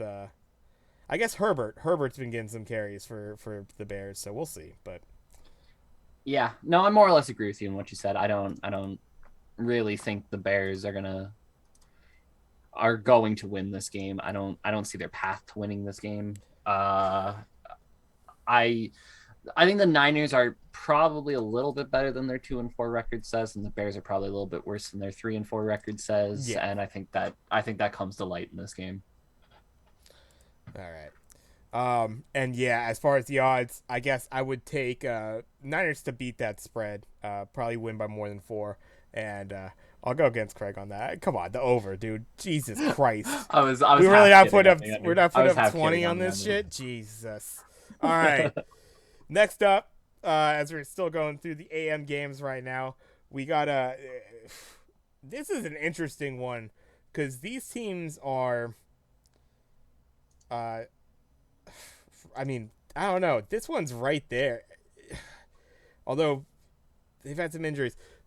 We're talking about the Steelers versus the Browns right now. An AFC North matchup. Cleveland has been roughed up with some injuries and just really not looking too good. Pittsburgh has looked good, looked bad, looked good. They're a 500 team, so I have no idea what to think about them. Um, Boy, oh boy, do the football gods hate Cleveland, eh? Uh, Jeez. they had such a good year last year. The team's turning around. They're young. They got some studs out there. It finally looks like a real thing, and then everybody gets hurt. Whole teams are hurt. Everybody's hurt, and they scrap. They scrap. They don't give up. Uh, if both these teams are healthy, I don't think this would be much of a contest. Hmm. I think the Browns are a much better team than the Steelers at this point in their development. But with all the Browns injuries, man, and the Yinzers are going to be up for this one, right? The Steelers. There's only one thing on this earth they hate more than the Browns, and that's losing to the Browns. So they're gonna fight. They're gonna come out. They're gonna play hard. Ben Roethlisberger is just not good anymore. Let's be honest. The arm's dead. He can't run like he used to, but he thinks he can. He's just not a great quarterback anymore, right? That this is just what Ben Roethlisberger is now. And can he get enough out of that to beat this Cleveland team? Probably. There's probably enough there to beat Cleveland as they are, but Cleveland's going to play hard. It's one of the tougher games this week to call, I think, because of the situation of it. Yeah, I mean, like the Browns are they are pretty goddamn. That is a nice little 1-2 you have in the backfield for the Browns. Um, I mean, I think we've talked about it previously. Potentially, you talk about 2 top 10 running backs potentially in that backfield. Um, their numbers have shown it. Top rushing offense in the league actually. Kind of surprising to see, but also a fairly good as far as the most of their defensive numbers. The one interesting stat, I'm taking a look amongst their stats as far as the head-to-head concerned, and yeah, Steelers look really bad in comparison, offensive numbers wise, especially. Steelers are bottom half of the league in every category, while Browns are top half of the league in just about every category except passing. They're actually pretty low in passing, worse than the Steelers are. But also, I can kind of see why. When you have the running game like they do, they don't necessarily need that passing game. Their time of possession is pretty goddamn good, so they're really controlling the flow of the game too. their defense is doing really well. But the one area that is actually very surprising, and this is kind of speaks to um, potentially why you have seen some of these. Why you are seeing this game to be as close as it is, as far as a 3-3 record versus a 4-3 record. The Steelers are surprisingly good against not giving up points. They are the fifth best team in the league in points against. For as bad as they are, as far as like the time of possession, their offense and all that, their defense is just right there. They are very much a bend don't break team because there's nothing extraordinary they do in any stat. They're about middling in every category as far as the yards against and all that. Sacks, only 2 picks on the year, so it's not like they're really generating that much as far as like stealing possessions, that sort of thing. But they've been holding folks to not much as far as points are concerned, and it'll be interesting with a pass offense that seems pretty goddamn hampered right now in the Browns. Um, you know, is this going to be a Browns team that's going to be going for it on fourth down, kind of toward the goal line right there, or are they going to be kicking field goals? This Steelers team has stopped folks for field goals a lot this year, and that's how they have been able to pick up some wins. If they have any chance this game, that's going to have to how they do it. They're going to have to stop that run. They're going to stop them short, and make them kick field goals. Because that's how you've been able to manufacture wins this entire season for the Steelers. Well, Baker's going to start. That's been confirmed. And Yeah. Nick Chubb doesn't have an injury diagnosis, which means he's going to play. Okay. That's a couple of big things for them. However, reading off that injury list is like reading a who's who of Browns players, right? So players that we know are going to miss for sure. Denzel Ward, who's an absolute stud of a cornerback, not going to be playing. Donovan Peoples-Jones out. Richard LeCounte out. Players that are listed as questionable right now: Odell Beckham Jr., Jadeveon Clowney, AJ Green, Malik Jackson, Tack McKinley, Johnny Stanton. They are missing some players, especially on that defensive side of the ball. Do they have enough to hold a pretty bad Steelers offense? Yeah, probably. But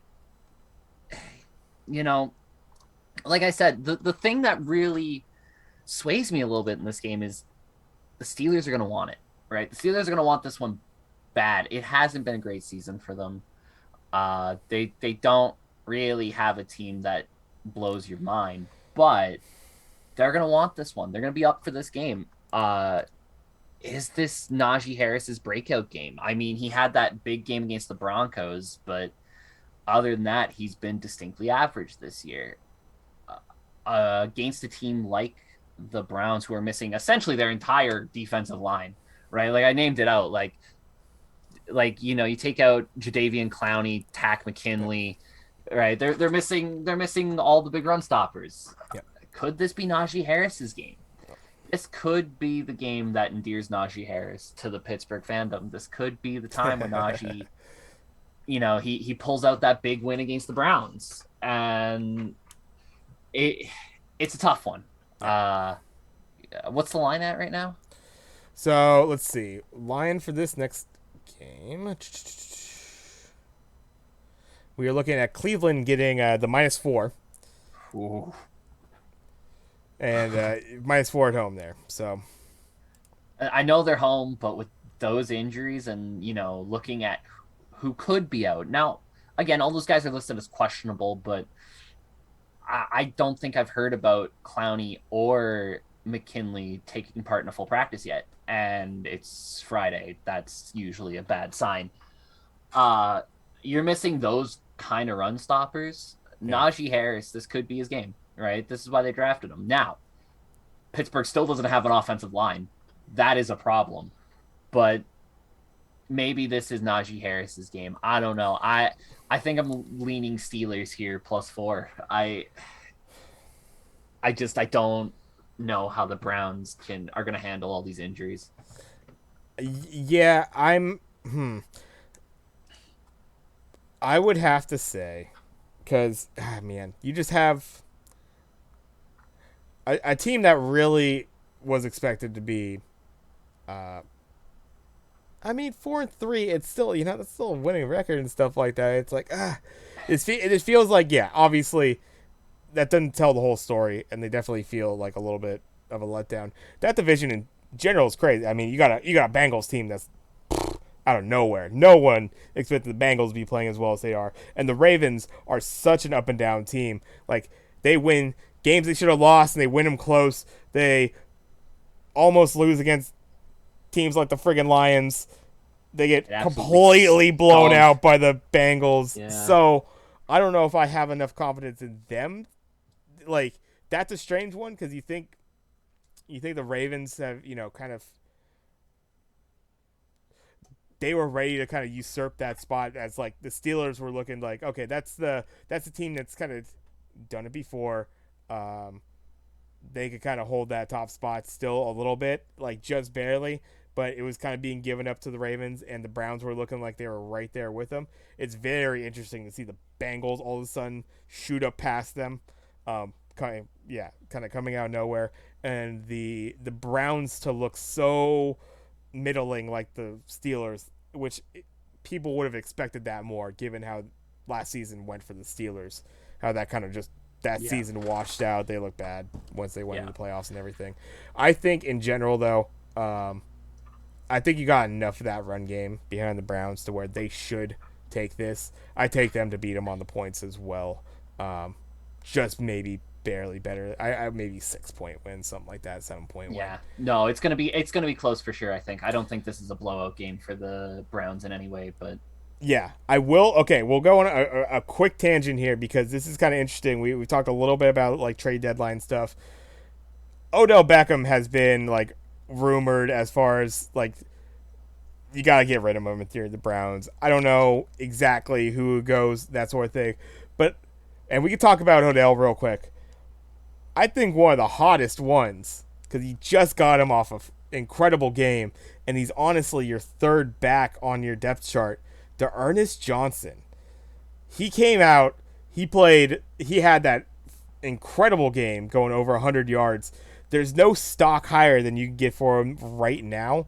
You might be able to honestly, like, for a guy that, but I know they like him in that building, so it's kind of interesting. What do you do? Like, Nick Chubb, Kareem Hunt, are they a piece that could be moved? Because I know they like the Ernest Johnson, and I know his stock's high, so there was maybe even some side there, but I know they like him in that building.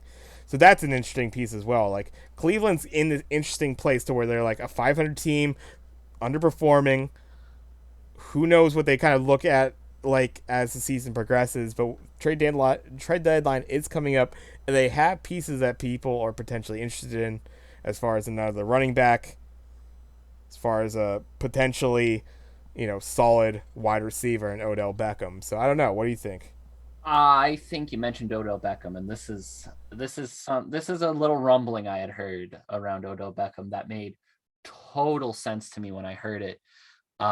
I think the Packers need to make a move on him. I think if you're really wanting to show Aaron Rodgers, hey, we're going to back you on this one. We truly believe we got a team who can go for it. And they do, right? You look at that NFC, the Green Bay Packers got a team who can compete with anybody on that team. You bring in somebody who can make a difference like Odell Beckham Jr., who probably won't cost you as much as he maybe should because there has been issues in Cleveland, right? What are you really looking at giving up for Odell Beckham? He's not a first-round pick. Nah, you're probably not getting that. No. You're probably giving up a couple mid-round picks, right? Second and a third and a fourth. Maybe a depth piece if Cleveland's looking to bring in something to give him a hand, right? Maybe it is a couple picks and a Randall Cobb. You make that trade, right? I think if you're the Packers, this is the time you prove to Aaron Rodgers, hey, we're going to back you. If you want Rodgers back next year, you got to do it. And I think Odell Beckham is exactly the kind of splash the Packers need that can really push them, A, to that next level as an offense, but B, push Aaron Rodgers maybe back into the good graces. Yeah. I mean,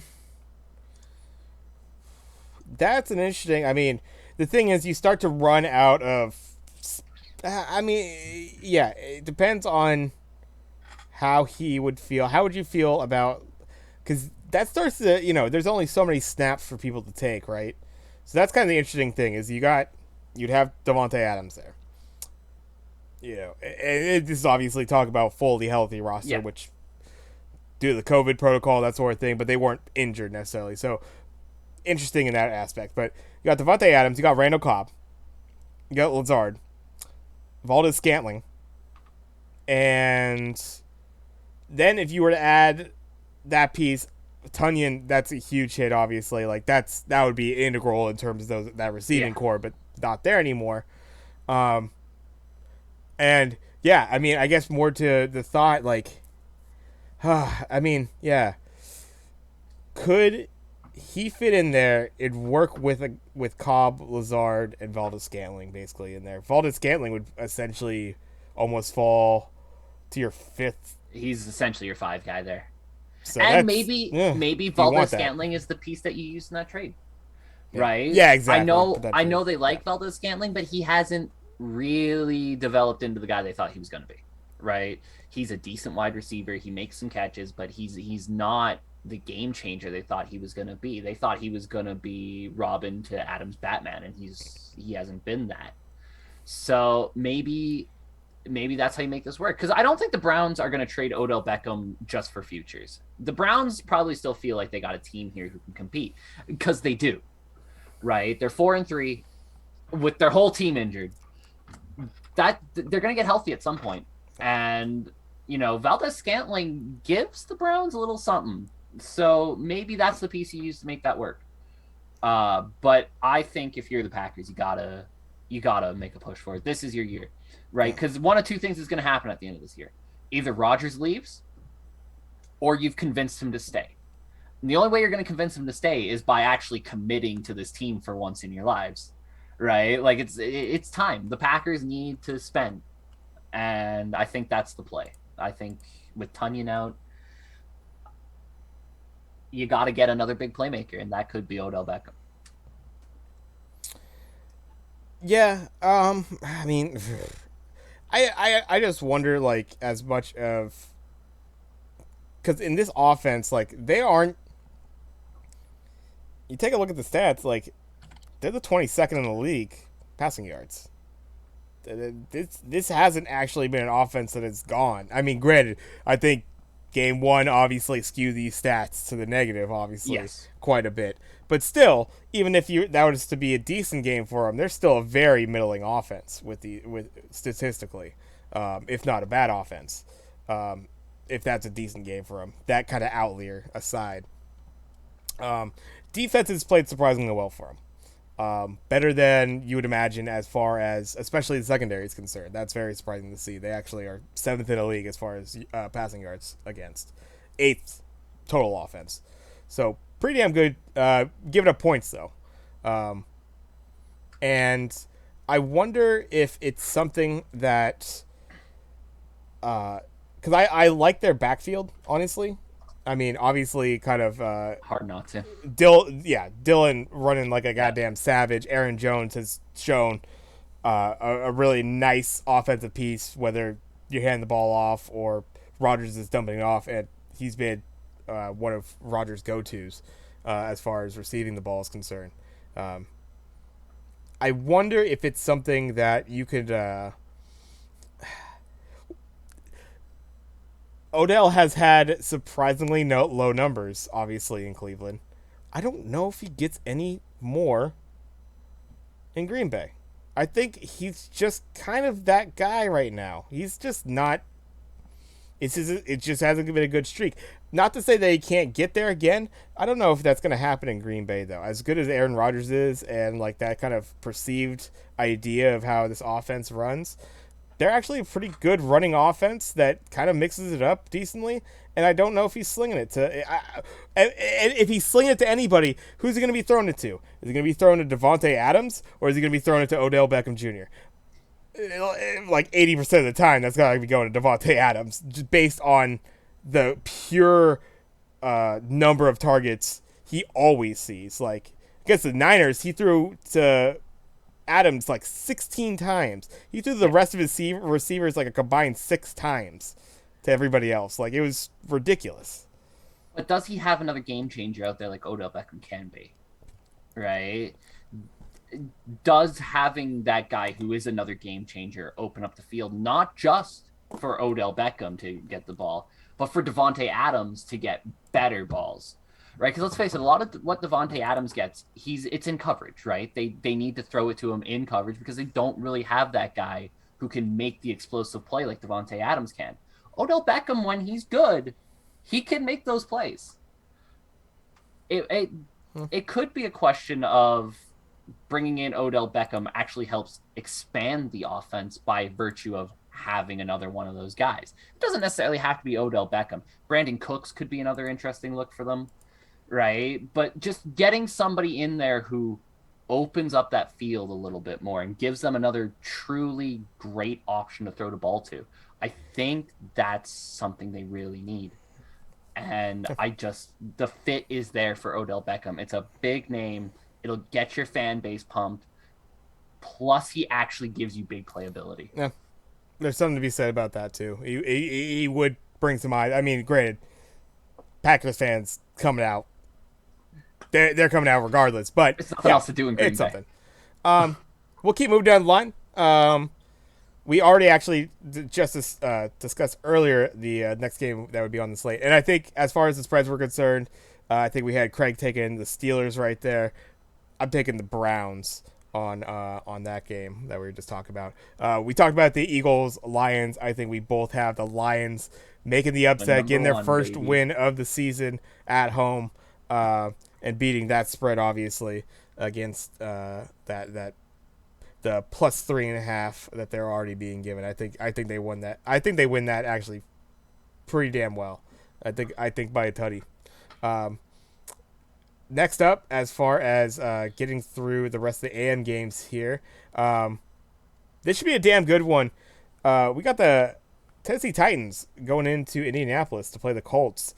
Colts coming off of that messy but pretty nice win over the Niners there.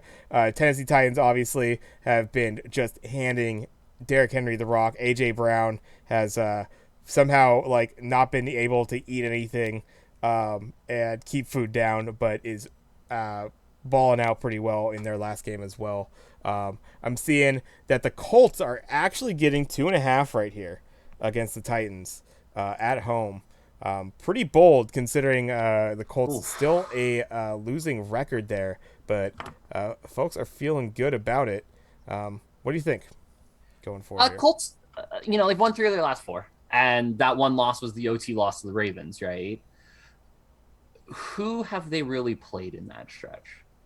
The Niners are a good win. I'm not trying to say any different. Texans and Dolphins are the other 2 wins in there. Yeah. I wonder how many of these wins recently for them have been empty calories.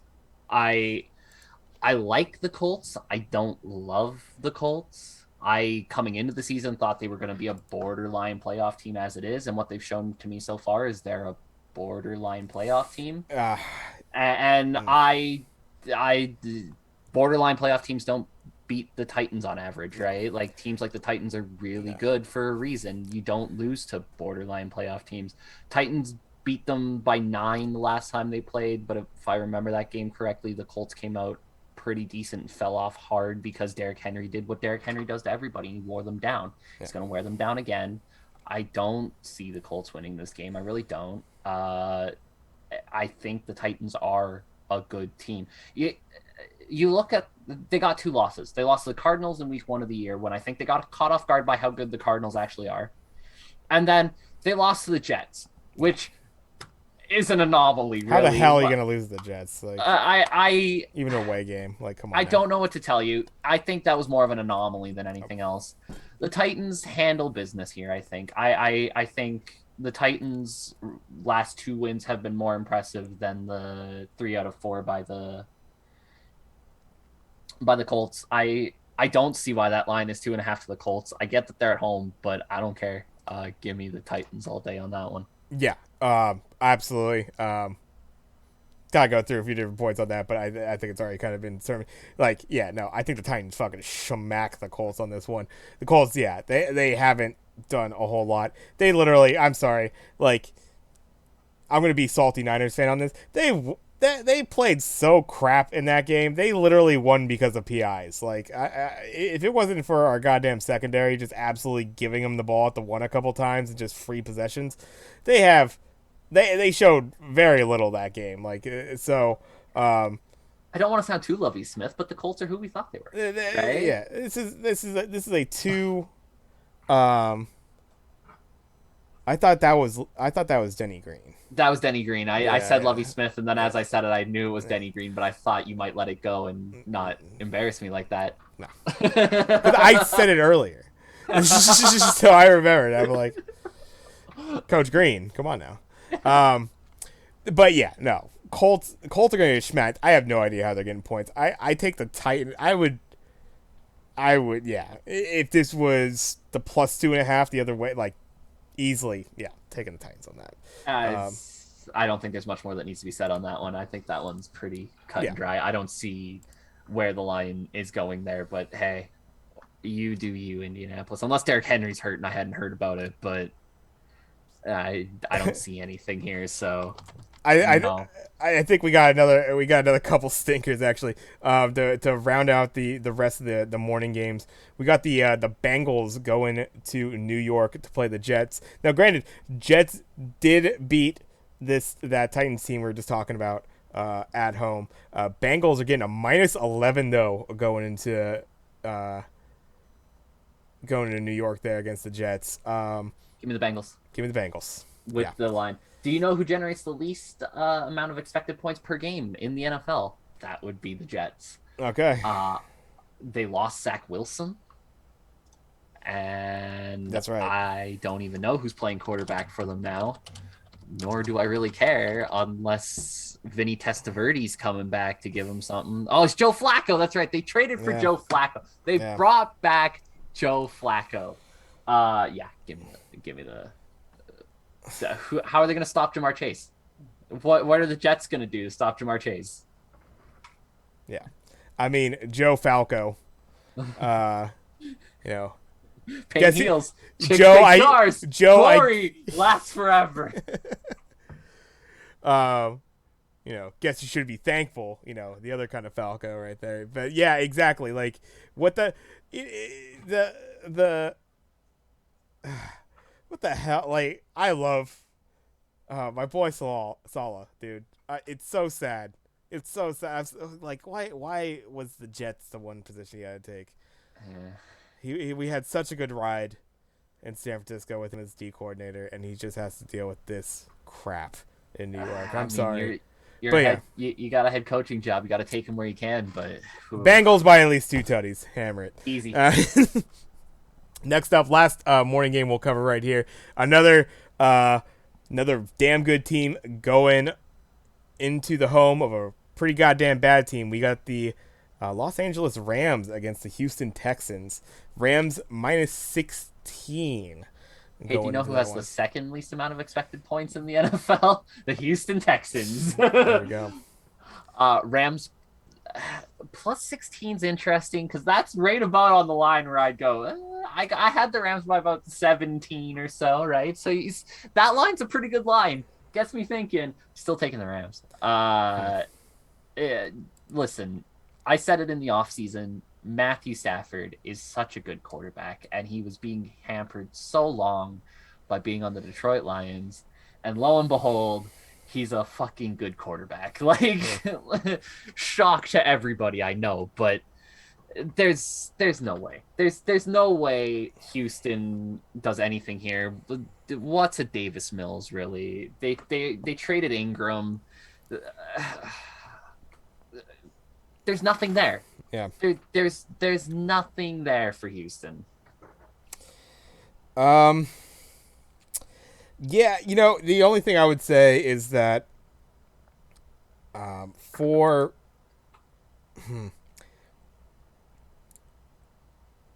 Ingram, that's a piece, but like they had such a muddled backfield anyways. Like they had Got David Johnson. They had Lindsay. Um, A whole bunch of distinctly average running yeah, backs. This isn't a it's Cincinnati backfield problem where you have three really good ones. no. Houston's just got a bunch of average running backs back there, and I love me some David Johnson. I had David Johnson in fantasy the year that he was the number one guy in fantasy. Yeah. Uh, and no, he's This one's just a shame though. The only thing I'll say about this one is that like I think this is a team that could have played better than expected. I think if you have Tyrod Taylor back there, I think you actually have a fairly I like decent. Tyrod. Yeah, You have a fairly decent team that could pick up some wins, and actually a defense that was kind of doing decent in their last game. I think they played the Cardinals last week, yeah, and at times looked pretty damn good in that game. I know they were leading at one point. Um, Ultimately, yeah, just kind of that faded away. Um, so I actually think that Houston keeps it decently close. I think they cover the spread, or they beat the spread there. Yeah, I see the Rams probably winning this by maybe a tutty, 10 points. 10 points is probably realistic, I would say. yeah. I'll throw it out there too. We've mentioned the trade deadline here and there. It's coming up. I expect Houston to be very busy on the trade deadline. They need to recoup some draft picks bad from the mess that Bill O'Brien made there. And I Oh think they got God, yes, yeah, I think they got some guys who they can get some stuff for, right? Brandon Cooks is obviously a big one that they could probably get some stuff for. Uh, Danny Amendola, you might be able to get a little bit for him at this point for what he was, right?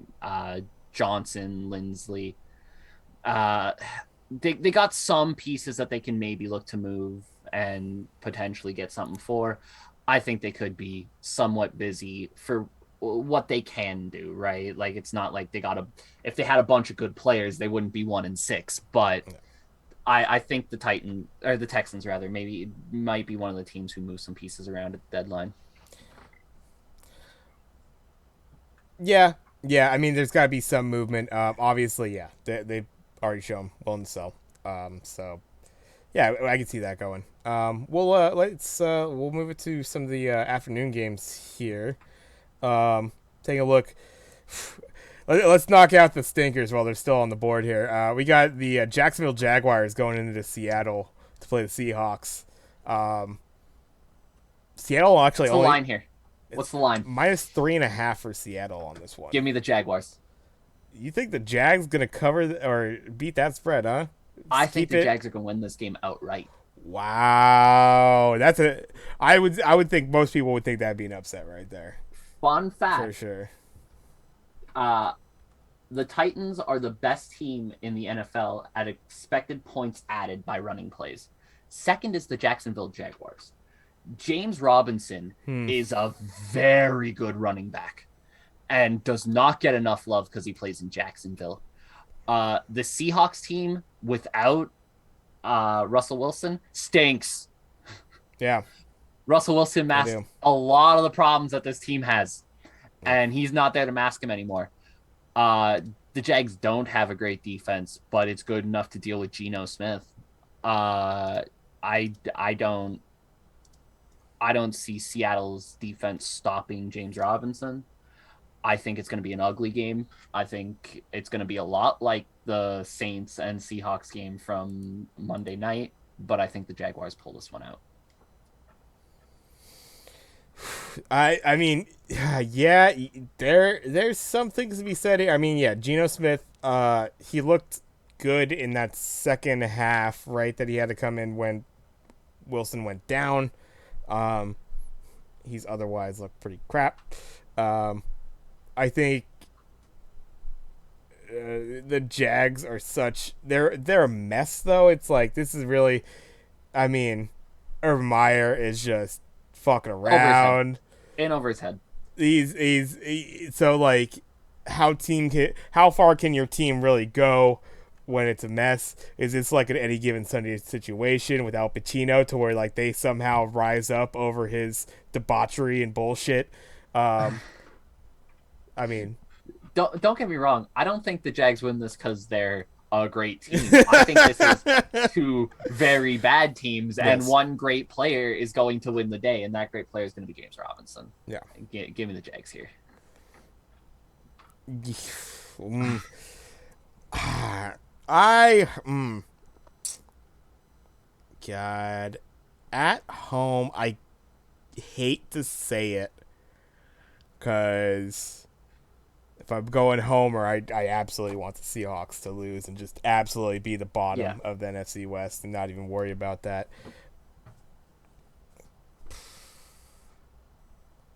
I gotta figure Seattle still takes this one. That's fair. I I'm going a bit out on a limb here, but I just that game against the Saints, I was watching it and I was like, man, this team stinks. They're so bad. And usually when I look at a game between two bad teams, I look for the player who's going to make the difference, and I think this week is James Robinson. Fair enough. The 3.5's tough. Like I would say a field goal, so I'd actually take the Jags in that situation to just be able to beat the spread. But I'd be willing to say like 4 would also be pretty realistic there. So yeah, we'll take the Seahawks on the spread as well there. Um, yeah, let's wipe this one out. We got the Washington football team heading into Washington Denver. emails. Heading into Denver, yeah, the Washington emails, the Washington Netscapes, because that's probably where some of these fucking came from. Washington. This is some Washington hotmail. MySpace. Yeah, no, the Washington hotmails. There we go. Because that I'm trying to think of antiquated email systems or AOLs. The Washington AOL messengers. Yeah. DMs. The Washington ASLs are 2-5 going into Denver. Denver, like, so one of those teams. You brought it up with a couple other teams that had these, have these handful of wins like the Colts do, but it's really against these pretty shitty teams. Denver's been fairly exposed, it seems like, as Empty being carbs for the Broncos early in the season, that's for sure. it boosts those ticket sales up early, so they had a nice little run there at least. But this Washington football team is bad, and Taylor Heineke. everybody thought this defense would at least be something. They suck. They suck. They are the worst defense points against in the league. They are worst passing yards against per game in the league. Their rushing defense is the only thing that keeps them even relatively close, I suppose, on that end. And Heineke had shown a little bit of gumption and that sort of thing.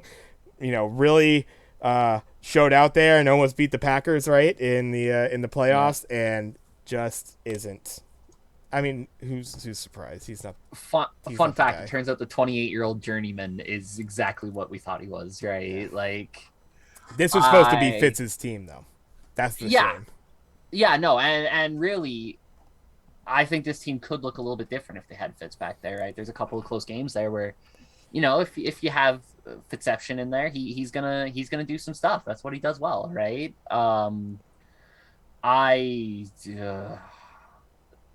Jerry Judy's back for the Broncos. That's right. That'll probably help a little bit.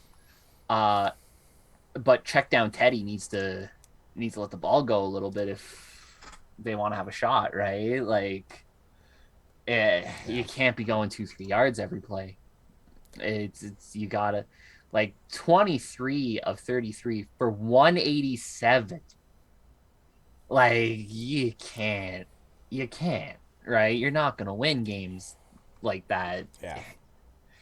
It's such a tough one because you're right. This is a battle of two teams that, again, I think both these teams, their records are deceiving in that it's kind to both of them, right? I know the Washington football team's 2-5. Yeah, they're worse than that. They're worse than a 2-5 team. I think of them with the Texans and the Jets and that level of team. I really do. I think that's the level of team Washington is. Yeah. And the Broncos, though maybe a little bit better talent-wise, they're not a playoff team. They're not going to be anywhere close come season's end. And I don't know. This is a tough one. It's in Denver. Denver's getting Jerry Jeudy back. For that reason, I'll take the Broncos, I guess, but it's not going to be pretty, that's for sure. Yeah, I would say I'm taking Denver also. Yeah, and to beat that spread. Yeah, I think Judy coming back, that'll be nice. You know, uh, Teddy. All things being said, 12 tutties, 5 interceptions on the year. Again, some bad teams in there, Yeah. but not terrible in that year. And yeah, Washington is, and this would be this is quite a challenge. But Washington might actually be the worst team in the NFC East. That's saying something It's them or because Philadelphia. yeah, because you got to think that, and we'll move on to I believe their game next. That's what I was going to be covering anyways. Um, the New York Giants, um, actually looking like potentially the second best team in the East at a 2-5 record, but I think they could do something here, and they got the Kansas City Chiefs on Sunday Night Football. They're going in to KC. Kansas City, one of the absolute worst defenses in the league. I say myself, Kansas City's getting minus 9.5. I absolutely expect the Giants to Ooh. beat the spread on this. I even almost think that the Giants have the ability to really steal one right here in KC. And if they do that, think about how much the Chiefs are reeling. If they lose this game to the Giants, I almost am taking the Giants right now just for the story. If the Just for the Giants win this story. game, there's no way the Chiefs will miss the playoffs. If the Giants win this game, there's no way the Chiefs make the playoffs. This is the one game in their next four that they have to look at and go, this is a win. The other three, they're going to be tough. They got a tough schedule coming Yep. up. The Chiefs don't lose to bad teams. They lose to good teams. That has been the case throughout the year. They lose to teams who are good and they beat teams who are bad because the Chiefs at the end of the day are an average team. That's just what the Chiefs are this year. I don't know what it is. There's something off, but you look at their wins, right? It's the Browns, Eagles, and Washington. Only the Browns really in there who you could say are pretty decent. And their losses are the Ravens, the Chargers, the Bills, and the Titans, right? They beat bad teams, they lose to good teams. I don't think the Giants are an awful team, but they're not a great team. I gotta think the Chiefs win here at home. But man, if they lose. Yeah. Uh, the only thing I'm thinking on this is obviously you got two teams trajectory wise. Giants on a nice little boost, not a huge one. Obviously, it's still a 2-5 team. Like, oh yeah, they're super riding high, but nice little boost. Looking all right. Chiefs like a stone dropping. Yeah. That's as bad as they could have looked. And here's the interesting thing, and this is where I think it's going to play out. The New York Giants are actually 11th in the, and great, 11th isn't that great, but they rack up sacks and they rack up interceptions. This is a team that has been opportunistic. The Chiefs have this offensive line that just cannot get it together. If the Giants are able to get back there, shake Mahomes keeps doing the things that he's been doing and throwing picks. I think the Giants could potentially, if they win that turnover war, which they have a decent chance to be able to do, and Daniel Jones doesn't give the game up and do the same on the other side, I think the Giants can keep this definitely close. And I don't know if they, the Chiefs don't. I don't know if they have that same juice to be able to like steal games, like they had in seasons past. Seasons past, they wouldn't be a 3-4 team. They would have stolen a couple wins Yeah. out of games that look like they should have lost. That's what they've done in seasons past. They've kept games very close that should have been potentially blowouts. Those bad teams that they are getting wins against, they'd still get those wins, but like sometimes those games would be way closer than they should have, and then they get the win. I don't know if they have the same kind of juice this year, so I actually think the Giants definitely beating that point spread out, and I would not be surprised if they made this a very interesting game at the end, potentially even taking the win.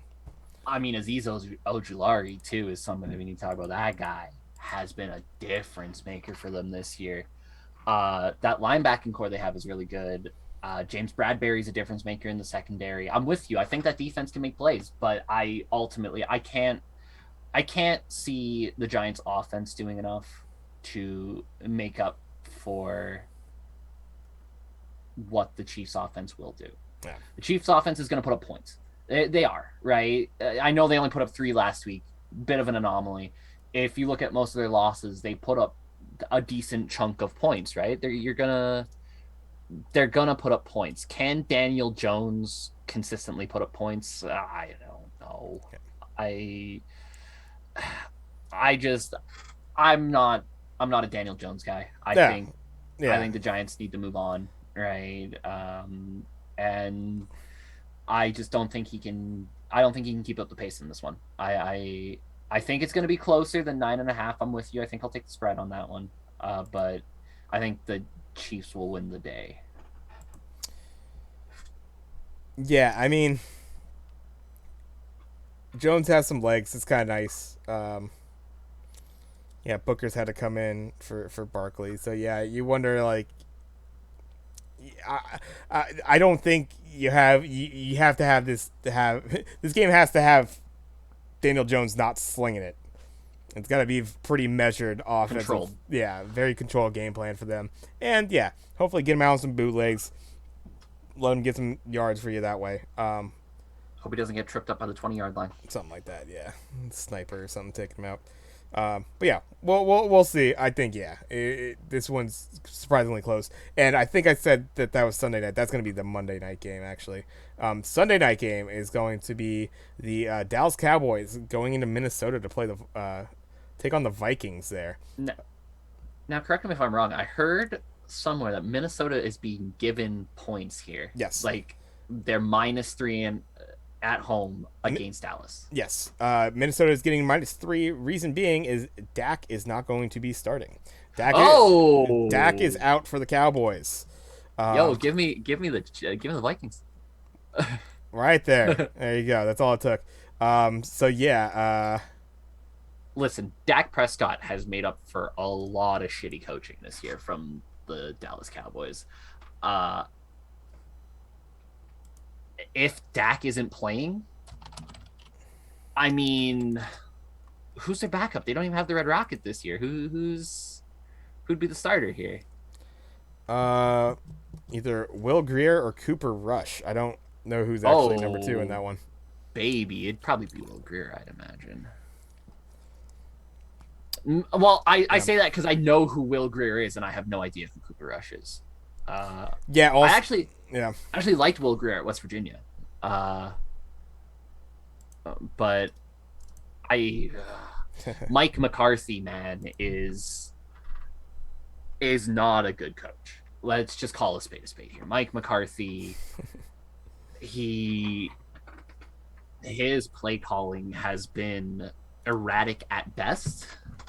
And Dak Prescott's bailed him out a lot. Yeah. I think more and more people this year, I've heard a lot of up and down opinions on Dak Prescott. It can't have it anymore. Dak Prescott is elite. Oh no, he's and absolutely what makes this team go. This team is killing it offensively. Their defense isn't shit. I would agree with you. I would say Vikings. Vikings beating that spread with the -3. Vikings defense has been really fucking good too, leading the league in sacks. So against a backup quarterback coming in fresh away,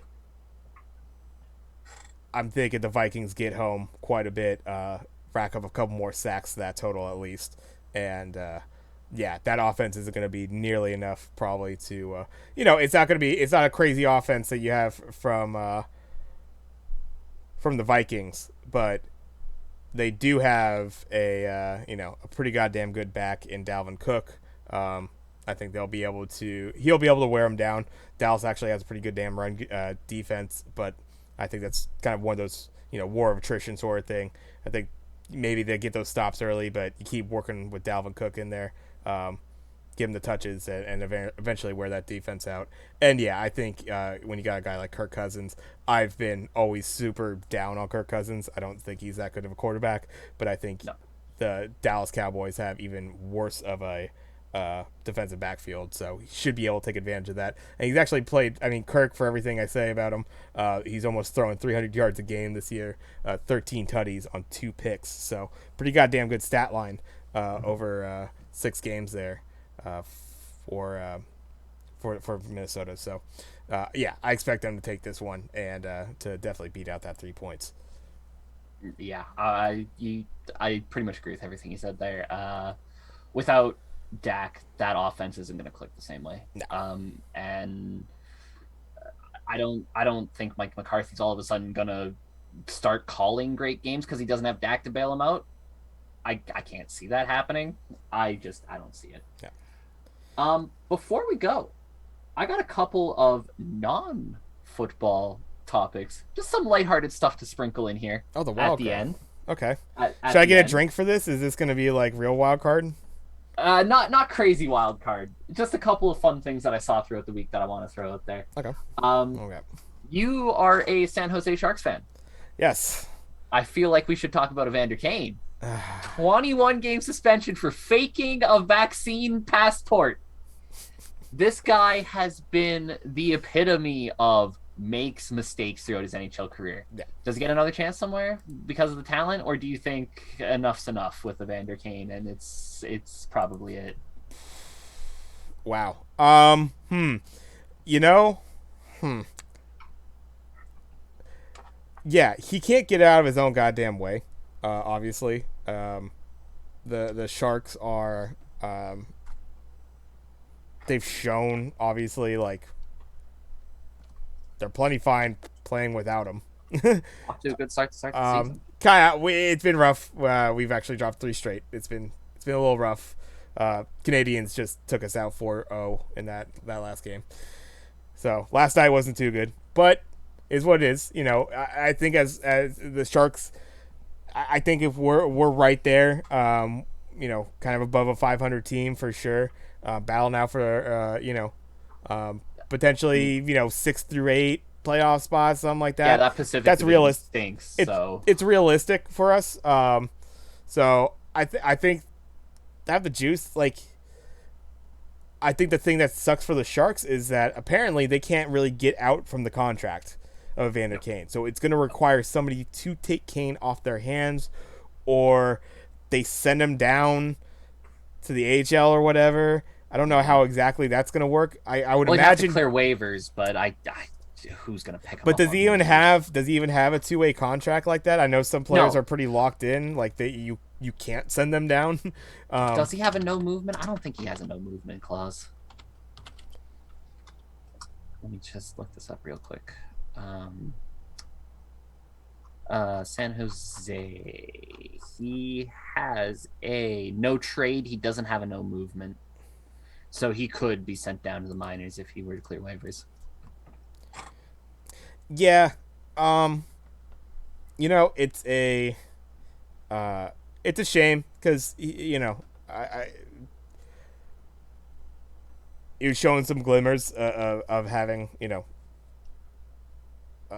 putting up some good stat line, being a good player on the Sharks. But yeah, I can't imagine the Sharks are going to continue on after this. Obviously all the drama that surrounded them with the gambling thing and the divorce and whatever, kind of, charges of abuse and that sort of thing have come out of that. And then this, it's like, if they could find a way to get out from this in no matter what way, shape, or form and just not have him on the team, I think they'll go that route. Does he get a chance with another team? I don't know. NHL's interesting, man. NHL's interesting. Yeah, NHL's interesting. Like, and granted, every sport's interesting. I mean, every sport kind of has, perhaps like the scumbags that are able to, still keep jobs. I would say I don't see. Yeah, I think he has just enough talent to where he could get. Someone will take a flyer on him down the line, but that remains to be seen. I don't know how much his legal issues, like going forward, are also going to prevent him from doing anything, right?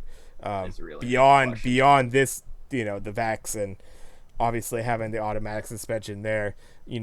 What his legal stuff is beyond that. It's kind of it's like a Deshaun Watson sort of thing. Like, how are you going to enter into any kind of contract with this guy unless you have like some guarantee that you're able to get immediately out of it if they get caught up in all their legal shit? Like, that's what it would be for Deshaun Watson. How is any team going to be like, oh yeah, we're going to trade you first for that player based on his talent, but full well knowing all the shit that's potentially about to be dropped on him? Like, no one's going to do that, right? So I would say kind of a similar thing for Kane. You need some kind of guarantee that you're able to get out from that. World Series, Braves and Astros. Who are you rooting for? This one's funny because I got some friends. I got some folks we know that are Braves fans. Obviously, Braves doing the world a great justice by taking out the Dodgers. So good on you guys. Everybody hates the Astros because trash can banging and stealing pitches and shit like that. But I love my boy Dusty Baker, and it's good to see him getting the run. Yeah, I'm kind of hoping for the Braves though. I got enough folks. I have no real dog in the game, and I like Dusty and stuff, but I got enough folks that are kind of rooting for the Braves, and that's just kind of the general consensus to where let's see the Braves get it. everybody wants the Braves to win, right? Pretty Nobody much. likes the Astros. I'm cheering for the Astros. I want to see the world burn. I want to see the reaction of the baseball community when the Astros win again, and everybody's looking for the cheating and everything. When the reality is, yeah, they banged trash cans and they stole signs, but they're also a really good team. There's just good players there. That's the reality of it, right? Altuve, Bregman, all those guys, they're good. There's a reason they're there. It's because they're good. I want to watch the world burn. The NBA put out their NBA 75 list, and it ended up being 76 because there was a tie apparently, but they had the 76 best players in NBA history. This one I wanted to bring up with you in particular because your boy Klay Thompson was not happy about not being on the list. Yep. Do you think Klay Thompson should be in the top 75 players of all time? So honestly, I probably couldn't have enough of sport authority to really speak on this. NBA's kind of like my least followed of the four major sports. I follow baseball a little bit more, I would say, than even hoops. But obviously, the kind of recent success has, obviously, Yeah. if you're in the Bay, Oh yeah, you got your love for the Dubs. But, yeah, I mean, like, so I would have to really like take a good look. I haven't seen the list myself to kind of see like, because obviously you're not comparing them to probably No. 1 through 50, right? You're comparing no, you're looking at the 51 back, through for sure. 75. Really, like, all right, who the hell do they put in here that you just slot his ass down and put Clay's? I it was like Clay's interesting. Like, he still has a ways to go. My feeling is that a top 75 list, even if it has active players, like those players have been around, they've played some seasons. The stats have to kind of like get there Giannis was enough. on it. Yeah, so like, and I don't know, like, so and that's exactly it. It's like the resume's there if you're looking at that small sample size, but you're comparing them to the all-time greats, right? These are, guys that have played decade, 15, whatever, how many ever seasons, built up a whole career around, performing to a certain level. And typically, I imagine if you've made that list, unless like maybe the last couple years, your twilight years or whatever, your stats fell off a little bit, and maybe your rookie years you didn't see the court as much, but you got a good chunk of like they performed at this level. So Clay hasn't even gotten to that point yet. So I understand his qualms about it, and I haven't really taken a good look at the list to really like dissect it like that. But he's got time. He'll be a top 75 if he can stay healthy, which he's struggled, and if he could keep when he has been healthy, how he has contributed to that offense, and how great of a defensive player he is. That's kind of the like, I don't even know if it's an underrated facet. I think people that kind of know about Klay Thompson know that he's a fucking stellar defender, all team defender as well. So yeah, you keep that going, absolutely, you're top 75 player for sure. But Yeah. not quite there yet. Yeah, no, I understand the frustrations. For Just Klay. in length, longevity wise, you just don't have the resume yet, right? Yeah. you look at some of the guys on the list and you compare them to Clay, and even more contemporary guys like Carmelo Anthony. Carmelo was great for a little while there, but would I put Clay ahead of him? Maybe. It'd be tight, right? There's certain guys on the list where you certainly look at them and you go, Clay should probably be on this list. Hmm. Uh, I will say I do feel like there was a bigger snub. Clay got most of the attention because he made us think about it. Uh, Dwight Howard wasn't on this list, which is asinine. Dwight Howard in his prime, I know a lot of people think about Dwight Howard as nowadays Dwight Howard. That dude was different back in the day. His Orlando Magic days, he was different. He dominated games by doing whatever the hell he wanted, and nobody could stop him. Uh, that dude was probably a bigger snub not being on this list. But I think I get Clay's gripe.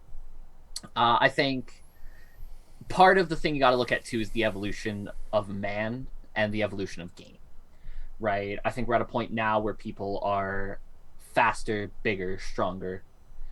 It's a harder game to play when you're great than it was back in the day when you could just be the best player in the league by far, Yeah. right? So there's something to be said about that too. Clay will be on the next list in 25 years when they do NBA 100. Clay Thompson will be on the list. So I get it, but I don't think there's much story there as far as Clay being frustrated. He would have been, like you said, bottom half of the list, 50 through 76 is where he slots in somewhere in there. And honestly, I don't know how seriously like he's actually being about it. Like I think he posted it. And he's like, but it's like it also kind of puts your name back out there. It's like, hey, don't forget about me, motherfuckers. I'm still out here. Like you'll see me on there. Like so. It gave him the opportunity to be, feel stuff. Yeah. He was at practice rocking a number 77 jersey. Obviously, that he's having a bit of fun with it, right? Yeah, and and kind of what I was saying, but this is kind of one of those things too. I mean, I'm taking a look at some of this list, and it's like, how do you? I mean, some of these guys, like, how the hell do you build this list? Because it's obviously so many different eras of basketball. You got motherfuckers from the '50s who are putting up like guys like Tiny Archibald and stuff like 17 points up with a few rebounds a game. It's like, that guy was the all-star then, and so stat wise, it's nothing. Like I said, evolution of game, evolution of man. I think you really need to look at, but I also understand wanting to respect the legacy of the game, right? You don't want to just leave those guys out, because they were important to the era, right? Without guys like Tiny Archibald, basketball probably doesn't grow the way it does, right? Without guys like Bill Russell and stuff like that, we don't get to where we are. Now, obviously, Bill Russell wouldn't be anywhere close to the bottom of this list. Bill Russell is in the top 1% of great players all time, right? Bill Russell's probably close to your top 5, top 10. But it is worth noting that I do think the game is played at a much better rate nowadays. And I understand the frustration of looking at that and going, nah. There's no way you put me in a gym with Tiny Archibald, I'm lighting his ass up. Well, yeah, you probably are, Clay, but I don't think that's really the point here. One last one. Did you? I know you're not a big college football guy. Did you hear about the Penn State Illinois game from this weekend? I did not. No. Penn State and Illinois went 9 overtimes. Oh, Jesus. In the worst game I have ever seen in my life. I wrote this one down knowing full well you probably wouldn't know much about this, but knowing that I needed to vent because I watched the damn game. It went into overtime, tied at 16. College football overtime isn't the same as NFL overtime. You don't go, it's a shootout, right? Your team gets the ball, you score, it goes to the other team, they score, blah, blah, blah, blah. The game ended 2018. After the third overtime, they started just doing 2-point conversions, which means they went 6 overtimes before one team could make 2 2-point conversions. Yeah. Horrendous football game. Nothing else to say here. I just needed to rant about that. Penn State and Illinois, that game stunk. I'm glad Penn State lost, so they're nowhere near the college football playoffs. I have an idea for like when we get closer to bowl season about something we can do on here that might be a little bit fun. But we'll talk about that when we get closer to bowl season. The main thing right now is Penn State stinks. I'm happy they lost. Yeah, I actually I did hear about like a crazy overtime game, and I saw that it was a pretty pitiful score. I know like there have been, um, I mean, yeah, the college football overtime rules kind of interesting, as far as like I actually kind of like them if I'm being honest. you started further down, right? You're starting at like what, the 25. The That's 30. still But okay. you start at the 30 That's and still the you case. you you score a touchdown or you don't, and if you do, then the other team gets and they score. After the first overtime, if you score a touchdown, you have to go for a 2-point conversion, which we don't need to worry about because Okay. neither team scored a touchdown on any of the overtimes. Yeah. And then after the third overtime, it's just 2-point conversions until a team wins. Yeah. Yeah. Hmm. Yeah. It's I I kind of like it. Yeah, I like aspects of that overtime. I think it's interesting, but yeah, what I'm actually the what annoys me the most right now, as far as because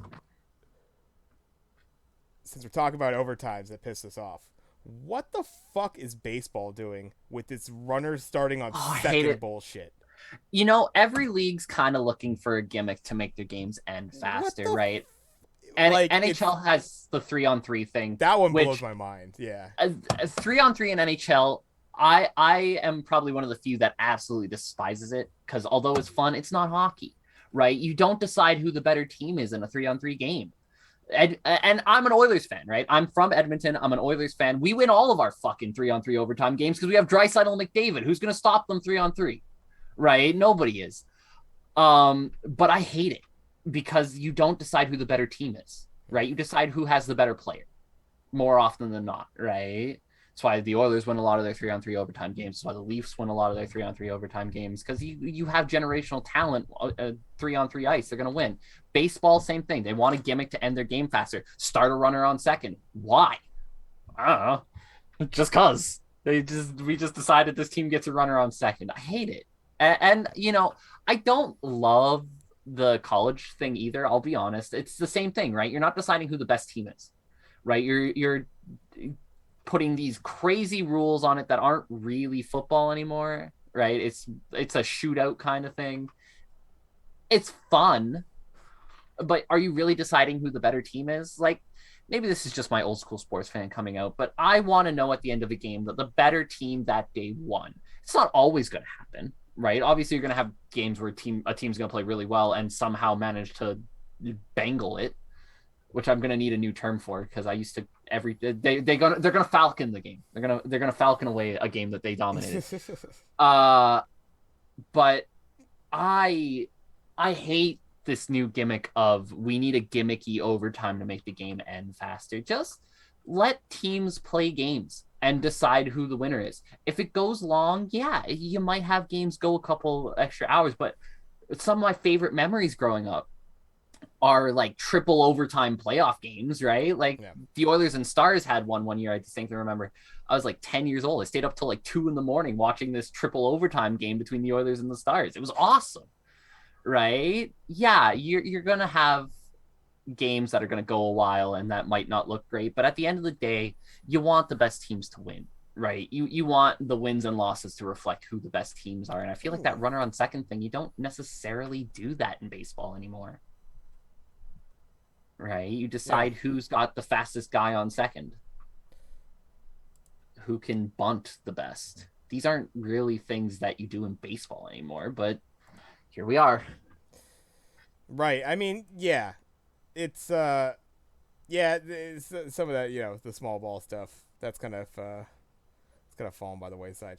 Yeah. Do want to actually, since we're going into like a little extra story segment, hit this quickly. I don't know if you saw this earlier. This came out like a handful of hours ago. Deshaun Jackson and the Rams agree to seek a trade for Yeah, their I heard the receivers. So Packers are apparently interested in him. now, I like Deshaun Jackson to the Packers more than I like Odell Beckham to the Packers. Yeah. I like that move. I think that could be real nice little piece. He could be a really nice two in that offense potentially. If you wanted him to be. Cross He's from only got eight Devontae. catches this year. He's only got 8 catches this year. Yeah, no, But not a lot. Yeah, of course. the Rams are they're so stacked on offense right now, right? I I think the place where Deshaun Jackson's talents best come out is not Green Bay. I think it's Kansas City. I think with that arm that Mahomes has, giving Mahomes a weapon like Deshaun Jackson, who it's go deep. I think Deshaun Jackson could have a tiny bit of a career renaissance if he ends up in Kansas City. I think that's the fit. I get the Packers fit, but I think the Packers need a little bit more of a. Here's the thing. I think the Packers, if they're going to make a move, it needs to be a showy move, right? Even if, you know,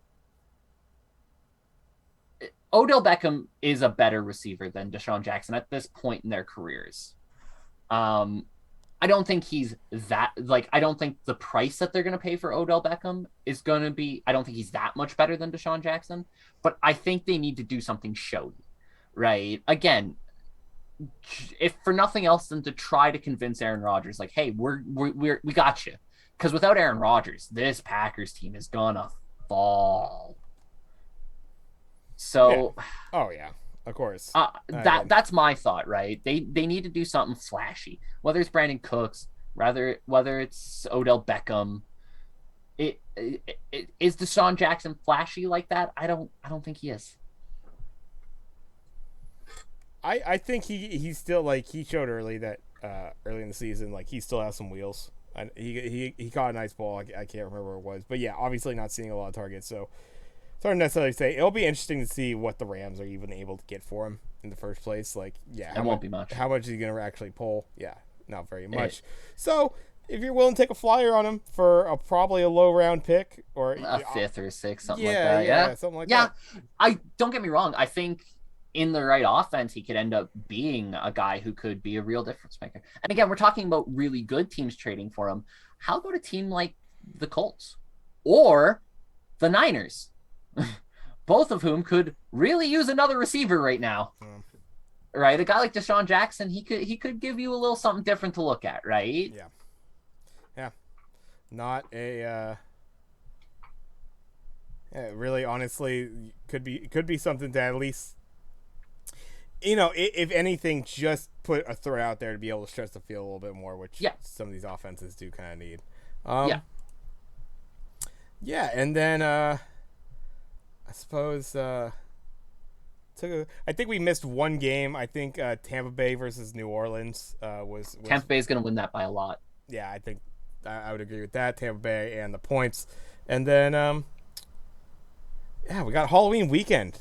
What you wearing on Sunday, dude? I have my handy dandy Riddler costume around here. Oh my god! I love Batman comics, and in particular Batman villains. I think Batman's got the coolest rogue gallery out there. I've wanted to do a Two-Face costume this year, but I couldn't find a facial prosthetic that I liked.